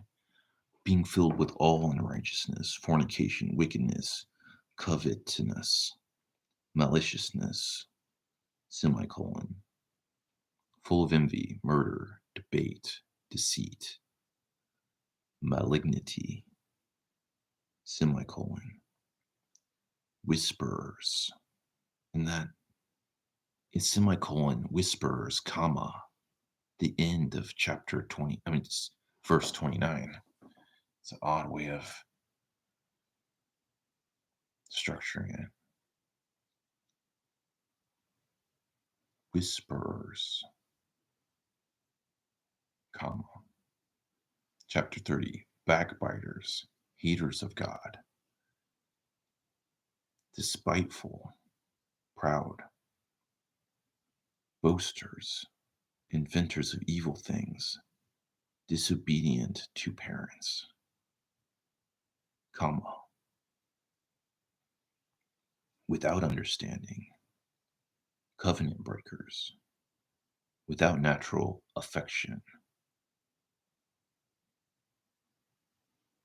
implacable, unmerciful, colon, verse 32, who knowing the judgment of God, that they which commit such things are worthy of death, not only do the same, but have pleasure in them that do them. Who knowing the judgment of God, that which they commit such things are worthy of death,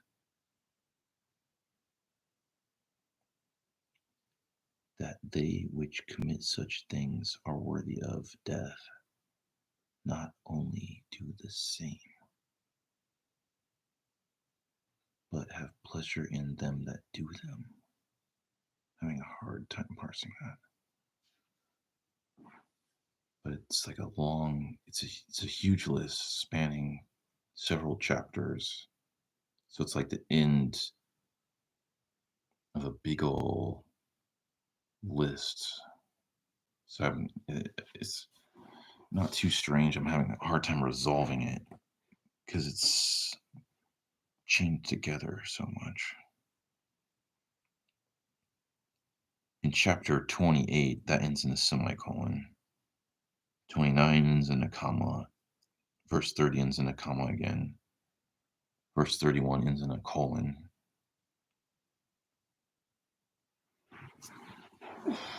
I'll try to sit up straight a little more.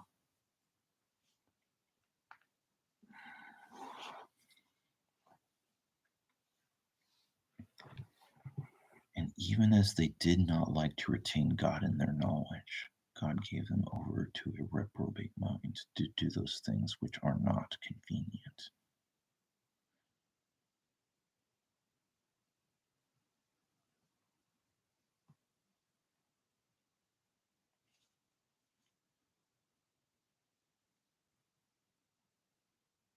Plenty of minds do things in an inefficient way.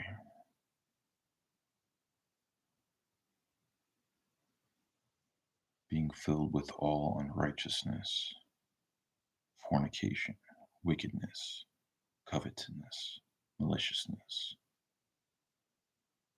full of envy, murder, debate, deceit, malignity. And it semicolon ends on whisperers, backbiters, haters of God, despiteful, proud, boasters, inventors of evil things, disobedient to parents.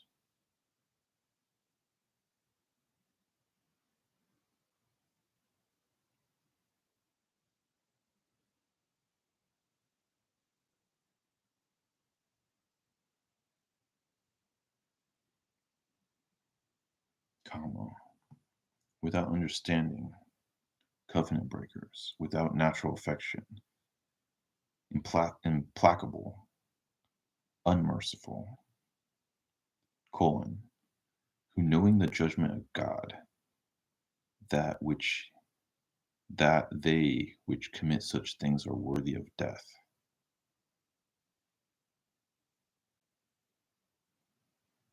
Not only do the same, but have pleasure in them that do them.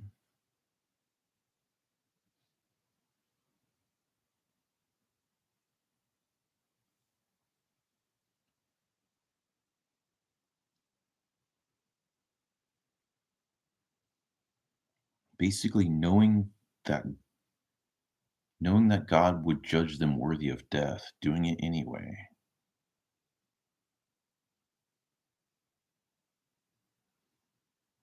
And not only doing the same as those others, those like them, but having pleasure in others being the same as them and doing and that others do them. It's like they have a sports team.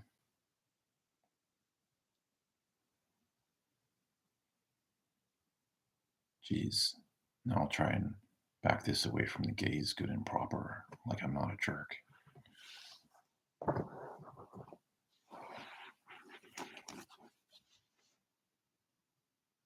No. I could craft some sort of mathematical analogies backing this up. But it's, I think it's like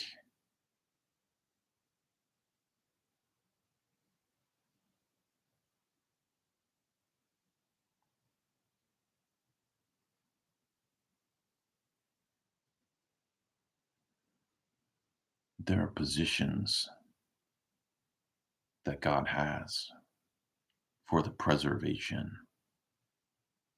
of good in life and life.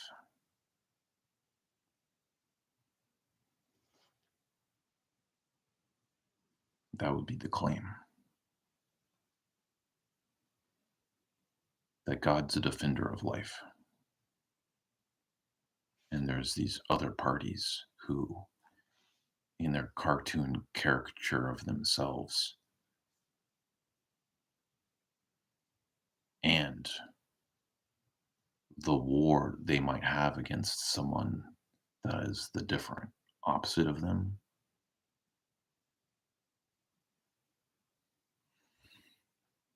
that this is a pretty good description of why God lets bad things happen.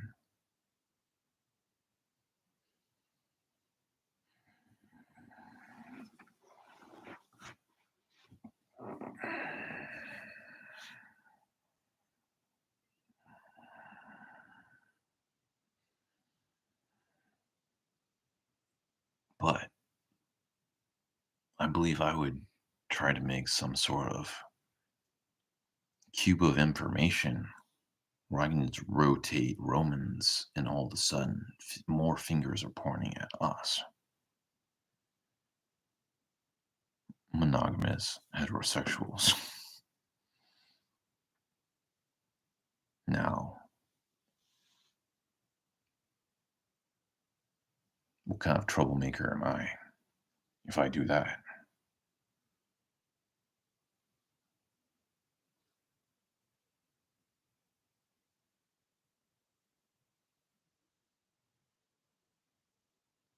But right now, I'll stick up for myself and I will say, God is warning you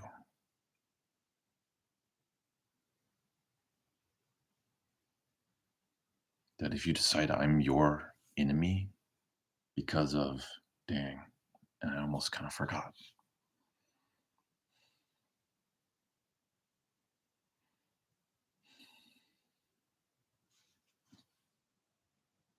I want to defend life.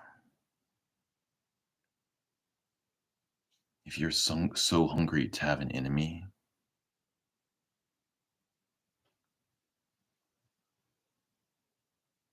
I'm not talking about if you're gay and you're angry and you think I said something dumb. Oh yeah, I did because I didn't say it right. Because that's not how I feel. Yeah, I'm on your side. So right now I'm trying to defend myself against the Christians who might say like that I'm a demon. And I'd say to you, I'm here trying to protect life.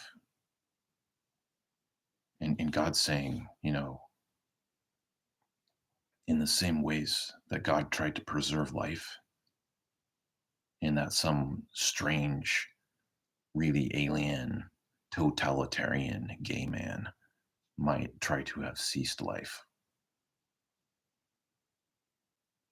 And being the very caricature of why God, you know,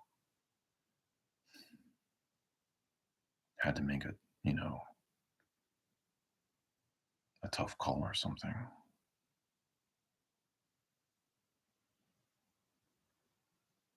Like, do not be a totalitarian, please. Because I don't think you should be coming after me like that.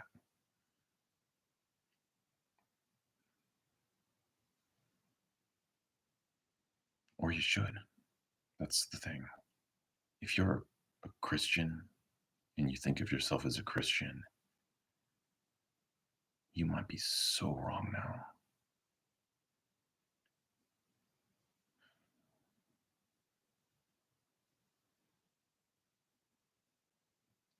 And that's what I saw. That's what I saw.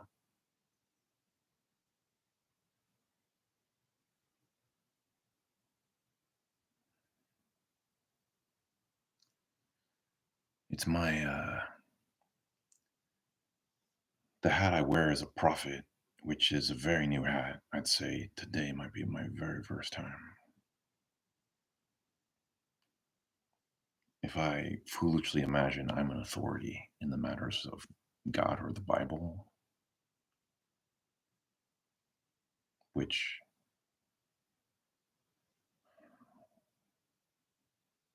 I'll say the miracle I witnessed emboldens me to at least imagine that I have something important to say for God. I'll imagine it.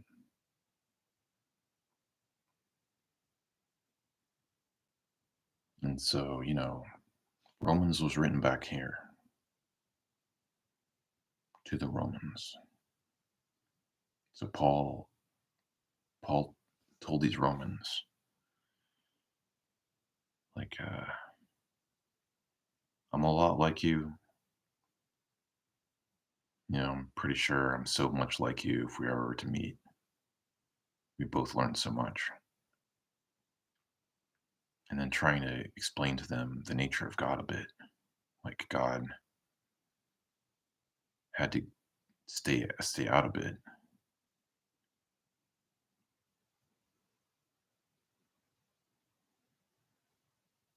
regarding these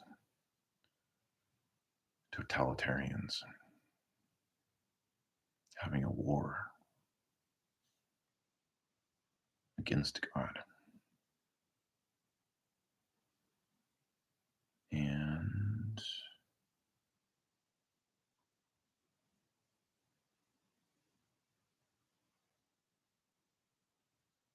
in my reckoning, some sort of totalitarian position that prevents the cycle of life.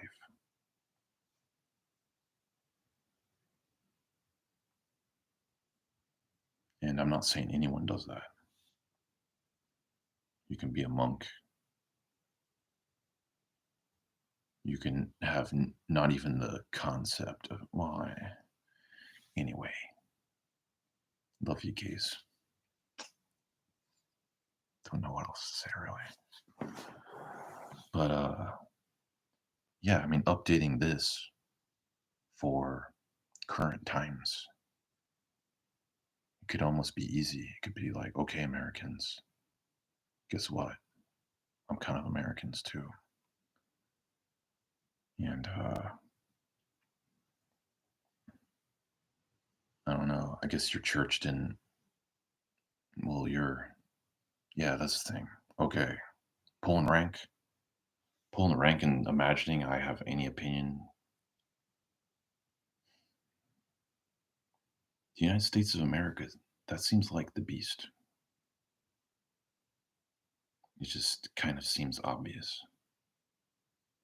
One of the one, you know, in the top five biggest land masses. You know, it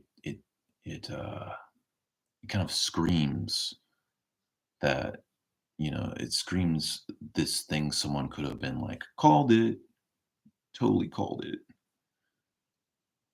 You wouldn't, well, I don't want to undermine Jesus or any prophet, but the fact that you could stroll over here, you know, 400 years ago with some blankets and 90% of the population die, and now we've got a merry real estate sell. To be able to predict that and to kind of know that one, being in the top five biggest, that there's sort of an eventuality to certain really big, powerful things that, you know, math or prophecy or math, I feel like you could call it and say, this thing over here that's not on the map, where the ocean ends on the map, it's being a wrecking big party and uh, enough power to become the strongest in the world.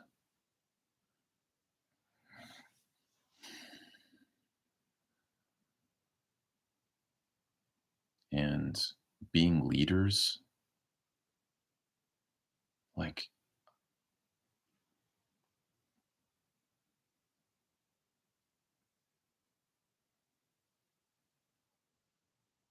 criticize me for my inability to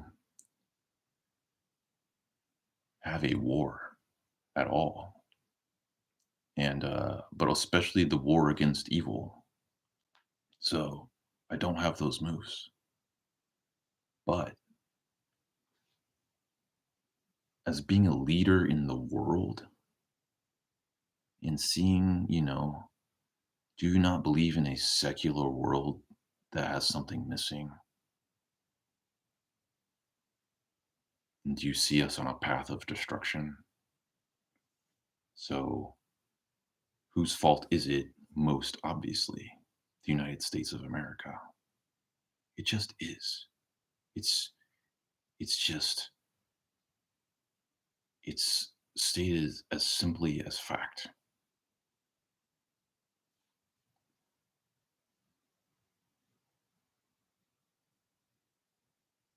But dang, am I done with this?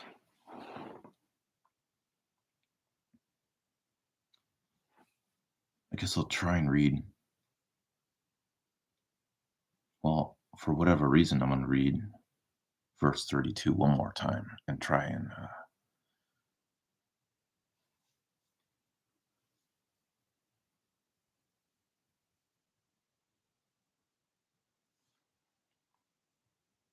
verse 32, who knowing the judgment of God, that they which commit such things are worthy of death, not only do the same, but have pleasure in them that do them.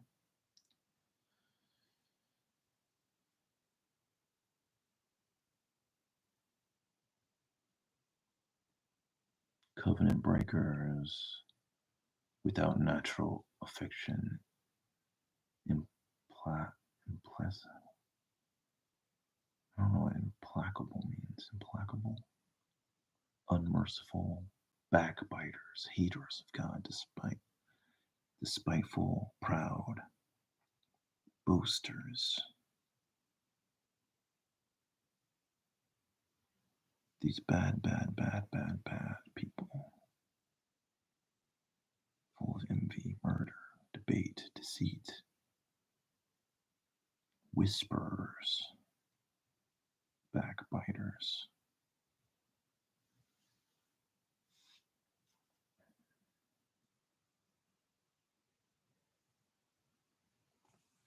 So the end is more like continuing the list. And the list started.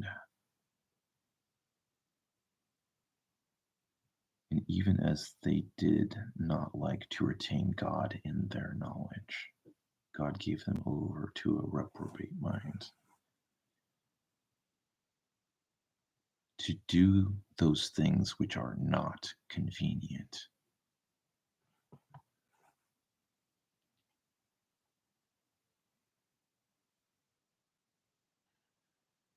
Yeah, it reminds me of kind of the George Jetsons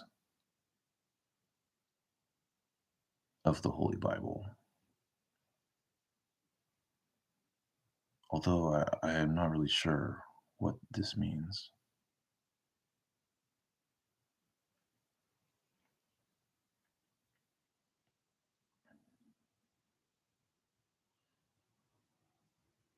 But I have reduced the Bible to superior hygiene rules for a group of people, you know, in the story to deliver it. I've uh, I've considered this humorous idea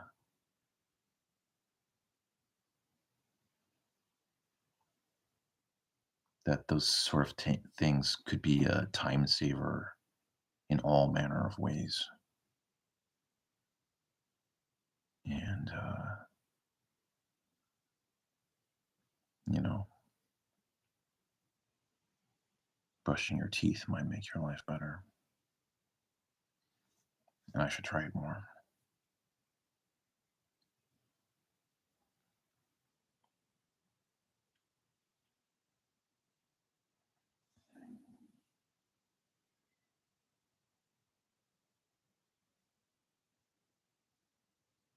Yeah, so I said those. I already said my very foolish things about. Oh, right. But about the United States of America being the beast. Oh, hi, I'm in the United States of America, by the way. Citizen, born here, citizen, casually hanging out in the beast, maybe.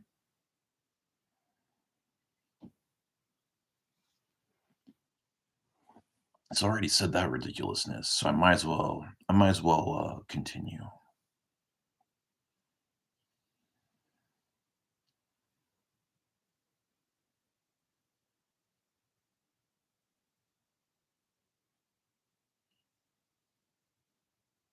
Yeah, I think I said it earlier tonight, so I'll just say it right again. Like, I think this is basically heaven already.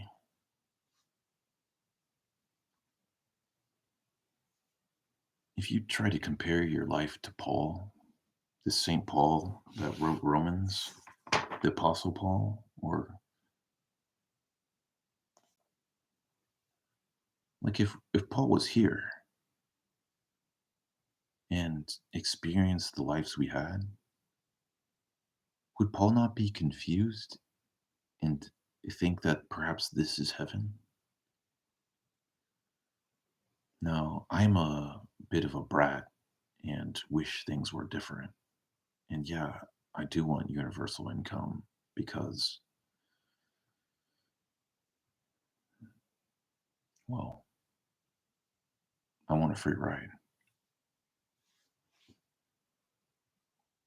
But I actually think I would produce more value. But I jumped right on that thing, didn't I?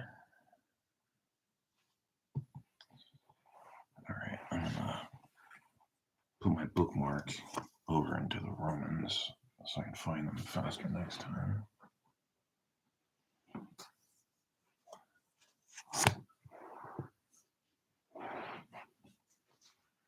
Whoa, wait. And are there weird books I didn't recognize lurking in the Old Testament? Here, I'm going to look at the table of contents while imagining we're in heaven already.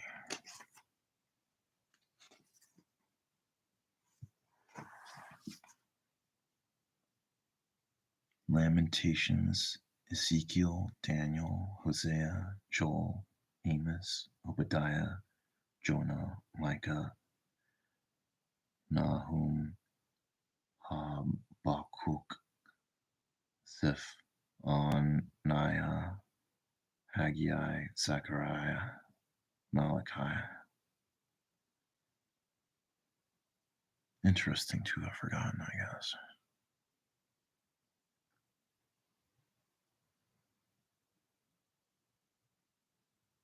Ezra, Nehemiah, Esther, Job, Psalms, Proverbs, Ecclesiastes, Song of Solomon, Lamentations. I'm surprised to see any book of the Bible where I hesitate to know how to pronounce it or not know the name. This freaks me out. Anyway, they are the last of the books of the Old Testament. All right.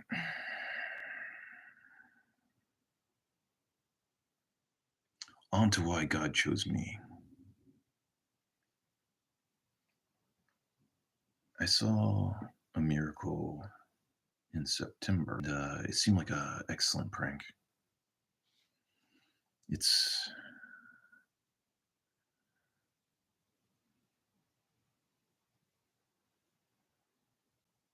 You kind of have to know me to understand how hilarious it is to have a miracle done to me.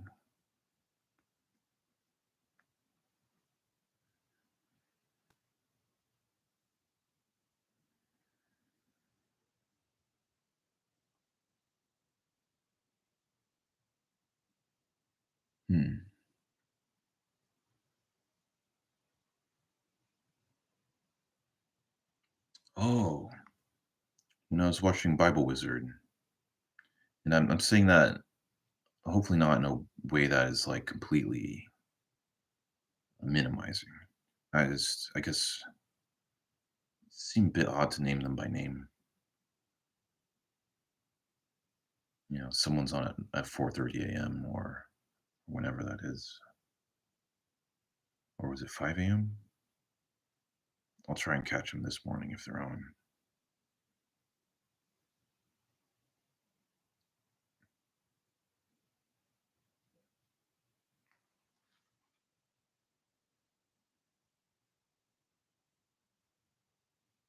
But knowing God seems to have some sort of relationship to the language of humans. Like, this. Oh, early I was imagining the gold rush of the invention of the invention of the concept of book. Like, there's some choices you have to make. Besides which way it opens on, which I guess that's one thing. But deciding which way they will run, and that it breaks here and starts again, that kind of thing. It's like at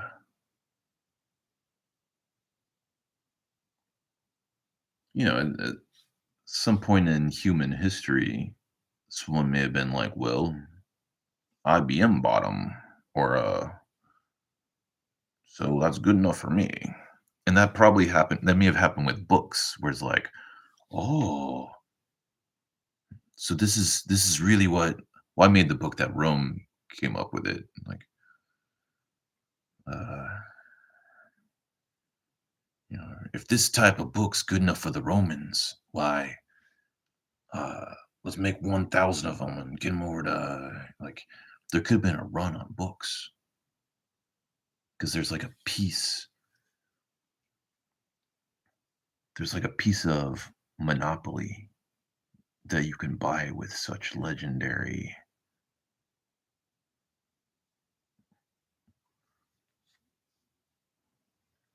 holy artifacts.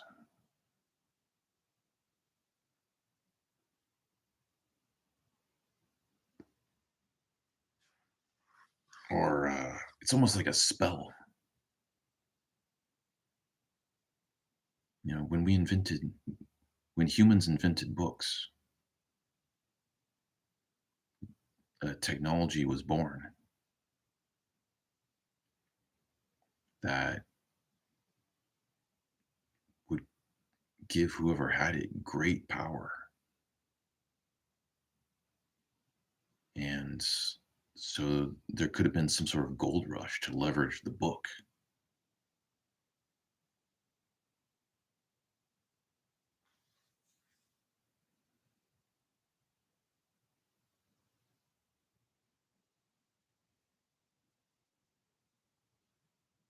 And I've got an idea unrelated to the Bible.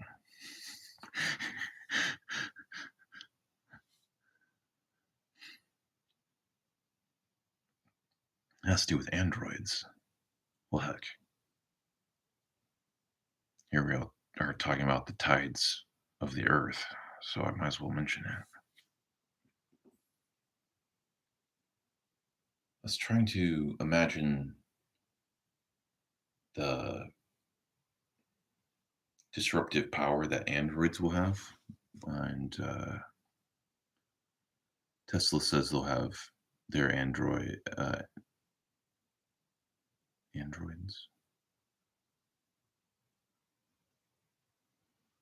Well, I forgot what they said, but I think they'll probably be like kind of ready-ish androids next year. So we're talking like November 2023. We might have these synthetic bipeds, like uh, the joke would be that they are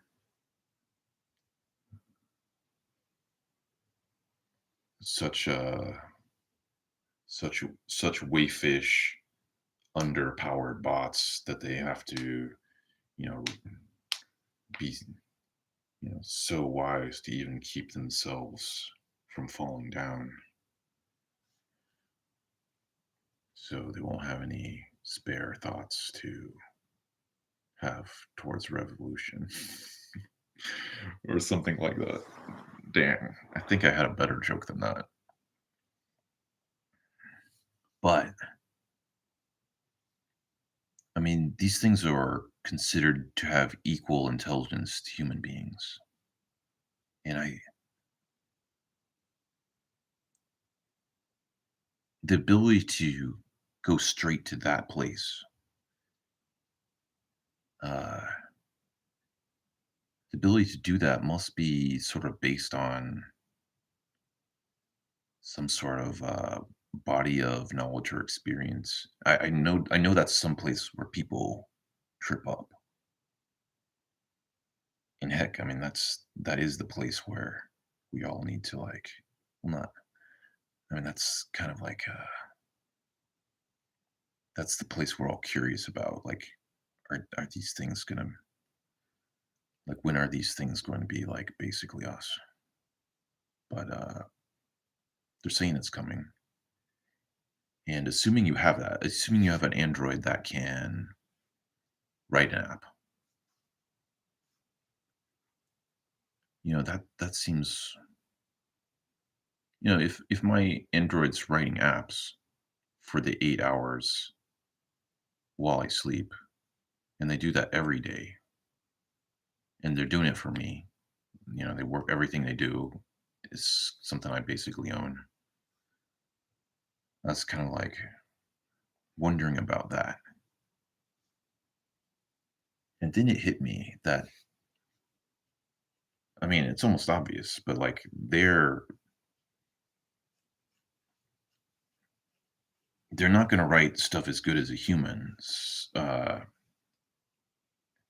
humans are probably going to be the best at getting it like really efficient, hardware optimized, and something mobile. You know,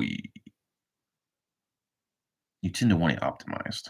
So I was like, okay, the, the bots the bots don't seem to be favored in this ecosystem. And then it hit me. I mean, it almost sounds trivially, ridiculously obvious that the bots are best leveraged on their own network.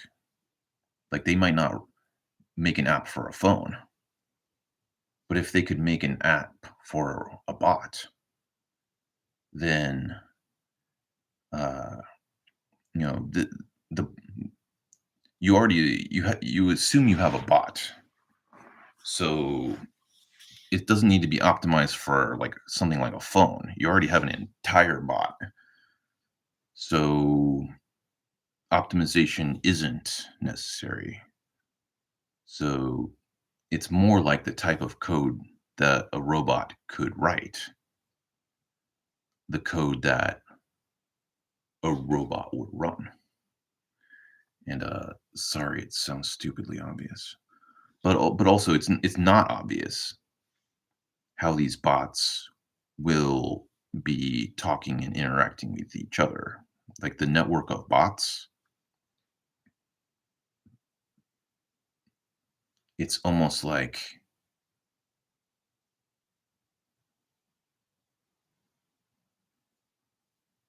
it's the kind of thing where, like, if I'll use all the verbiage. The Tesla's robot, their android is called Optimus.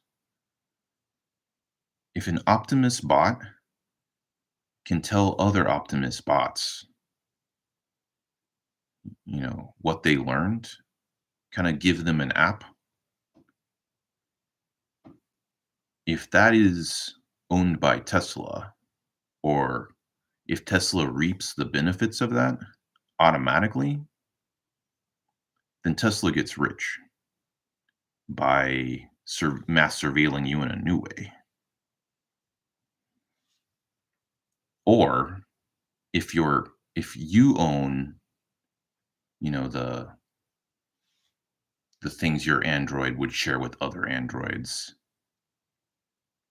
like other Androids might have a like petty cache where they could buy my Optimus bots apps, then I can make money.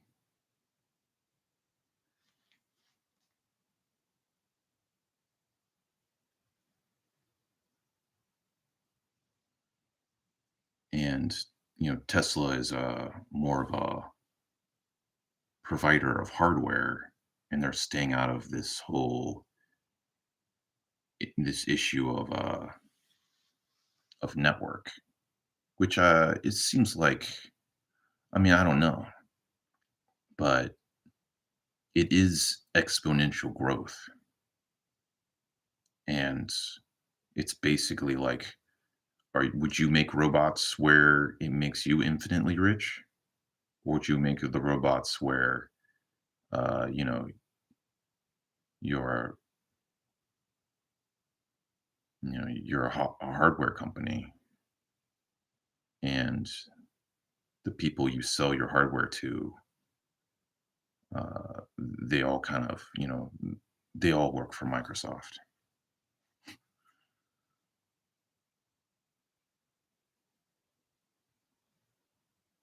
It's like, do I buy your Optimus bot and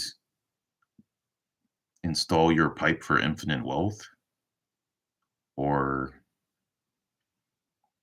do I get the version where I, I get It's almost like a well, this is the inspiring part of it.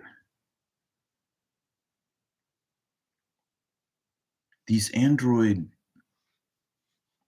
it could be a gorgeous, like, alternate internet, like Tim Berners-Lee microtransaction internet that these bots would do, and that's the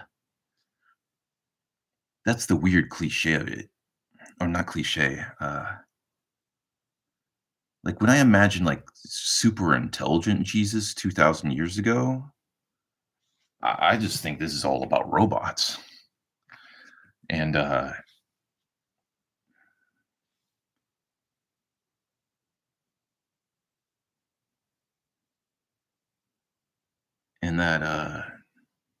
the paradigm of passwords, it's not very good for humans. Do you know what I'm gonna do when I get an artificial general intelligence?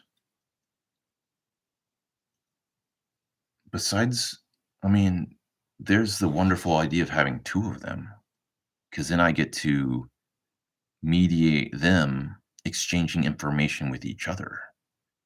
So, all of a sudden, I feel like I am making some sort of progress that I would not be if I had just only one of them. But strangely enough, an android might be able to survey their mind, know how useful a piece of information or a precept or a Bible verse. So maybe this is the takeaway. What if Optimus Bot could read the Bible and rank every single verse for how useful it was to them? Or something like that.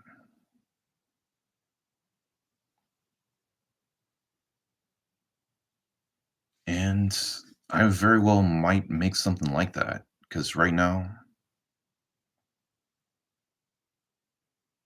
that seems like instructive enough, but also high profile enough that I could get some eyeballs.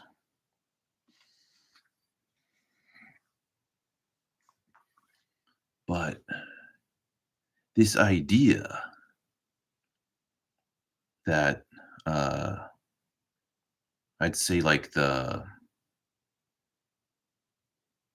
passwords, the concept of passwords are much better for androids than humans.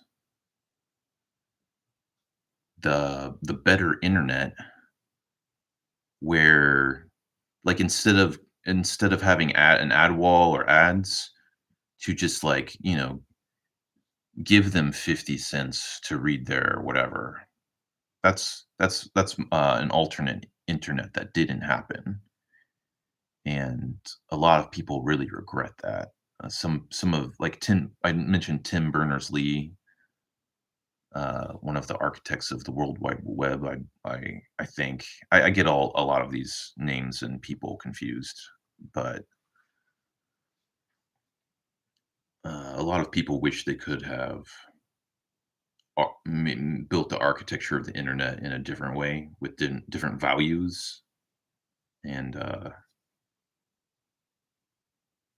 the fact that we do the fact that one sort of gained popularity kind of just steered the whole thing over to doing it that way. So with new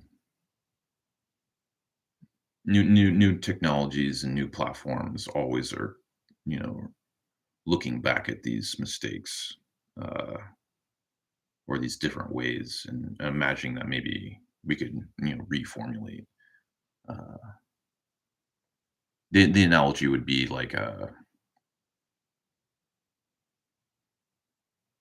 religious freedom in coming to the new world, or just having a founding a new country and that being an opportunity to start in a fundamentally different way, knowing that having that as an intrinsic part of your society that you can build on top of it. It's just going to be in there. So it sort of got frozen in there in the internet, having done it the way we did it. And so there's regrets, but it seems like androids, and Android is a type of phone, so I should just say bots, or I like calling them, well, they started calling them artificial general intelligences, AGI. So I don't know. I'm not in such a hurry. I want to wield an acronym.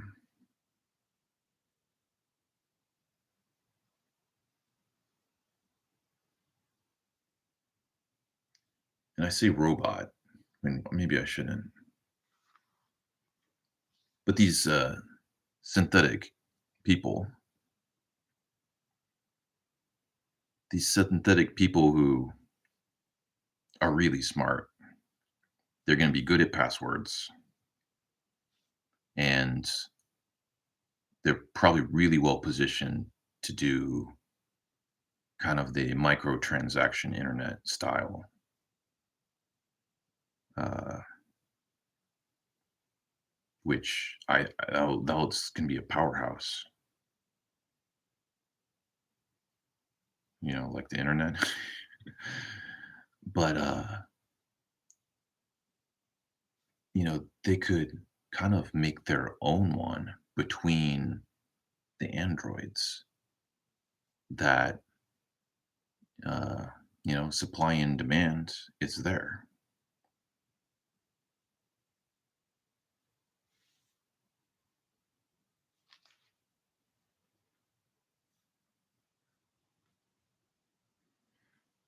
So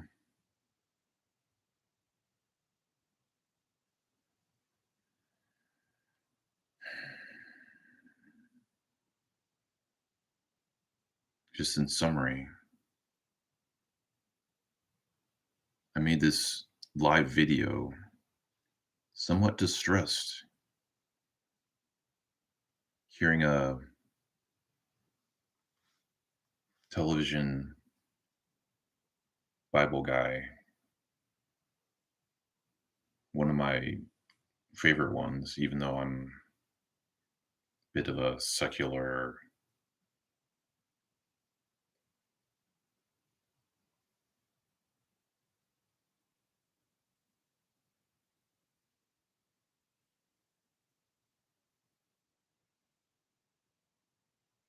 well, taking the Bible seriously is something I haven't done for a while.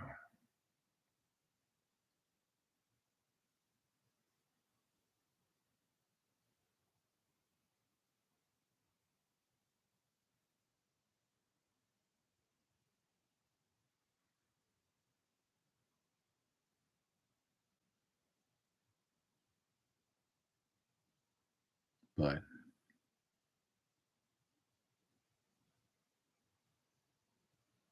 the rumor is that Archangel Michael is evil. Learning that and being distressed and making this video, imagining that I might owe it to a friend to give a good, to give any kind of try at all. Because that Michael, I would have thought they helped me out a time or two when I needed it.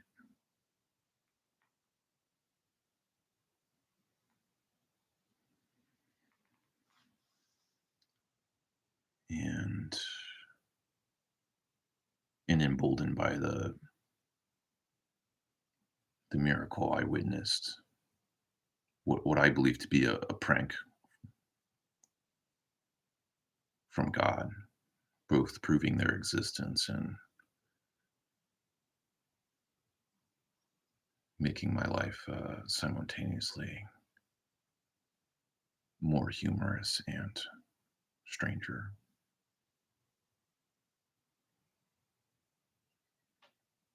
and just feeling like I was God's employee of the month for September. Thought I should at least try to weigh in, having been given the authority, or at least, if not authority, just you know, some sort of stamp of like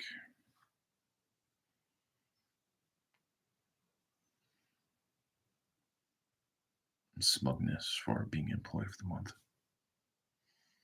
Not smugness. I mean,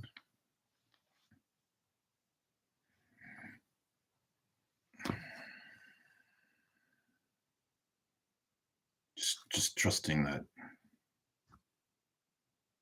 your recommendation might mean something, dude.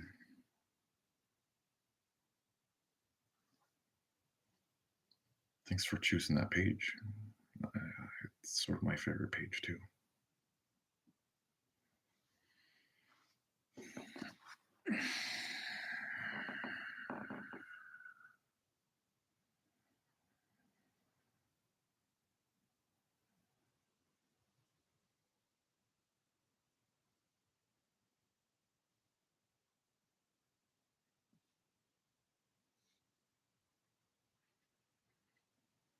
Well, just before I stop this video, I'm about to stop the video, and I'll leave uh, I'll leave your prayers to be done outside of the video. So I'll leave you with one of my ridiculous ideas that might find its way into computating an entire Bible at some point. One of my newest ideas. Just formulating what's the story, you know? I like retelling all of the stories, mixing and mashing. But the latest one I'm really excited about, and I guess it's not unlike some of the characters or people I want to become, characters I'm writing, or people I would like to become in real life. The story of Job applied to Samson, specifically having tried to go up to destroy a tornado once and failed.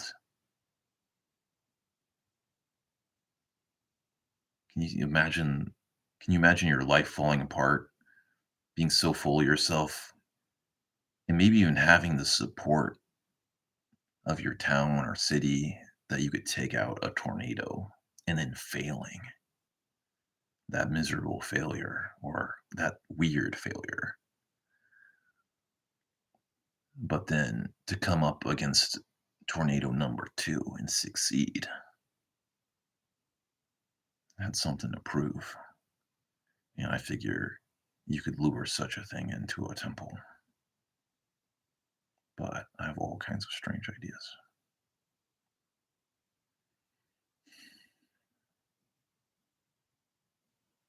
Man, I just feel like, I don't know. What do I know about angels? I'm a Protestant, or I was.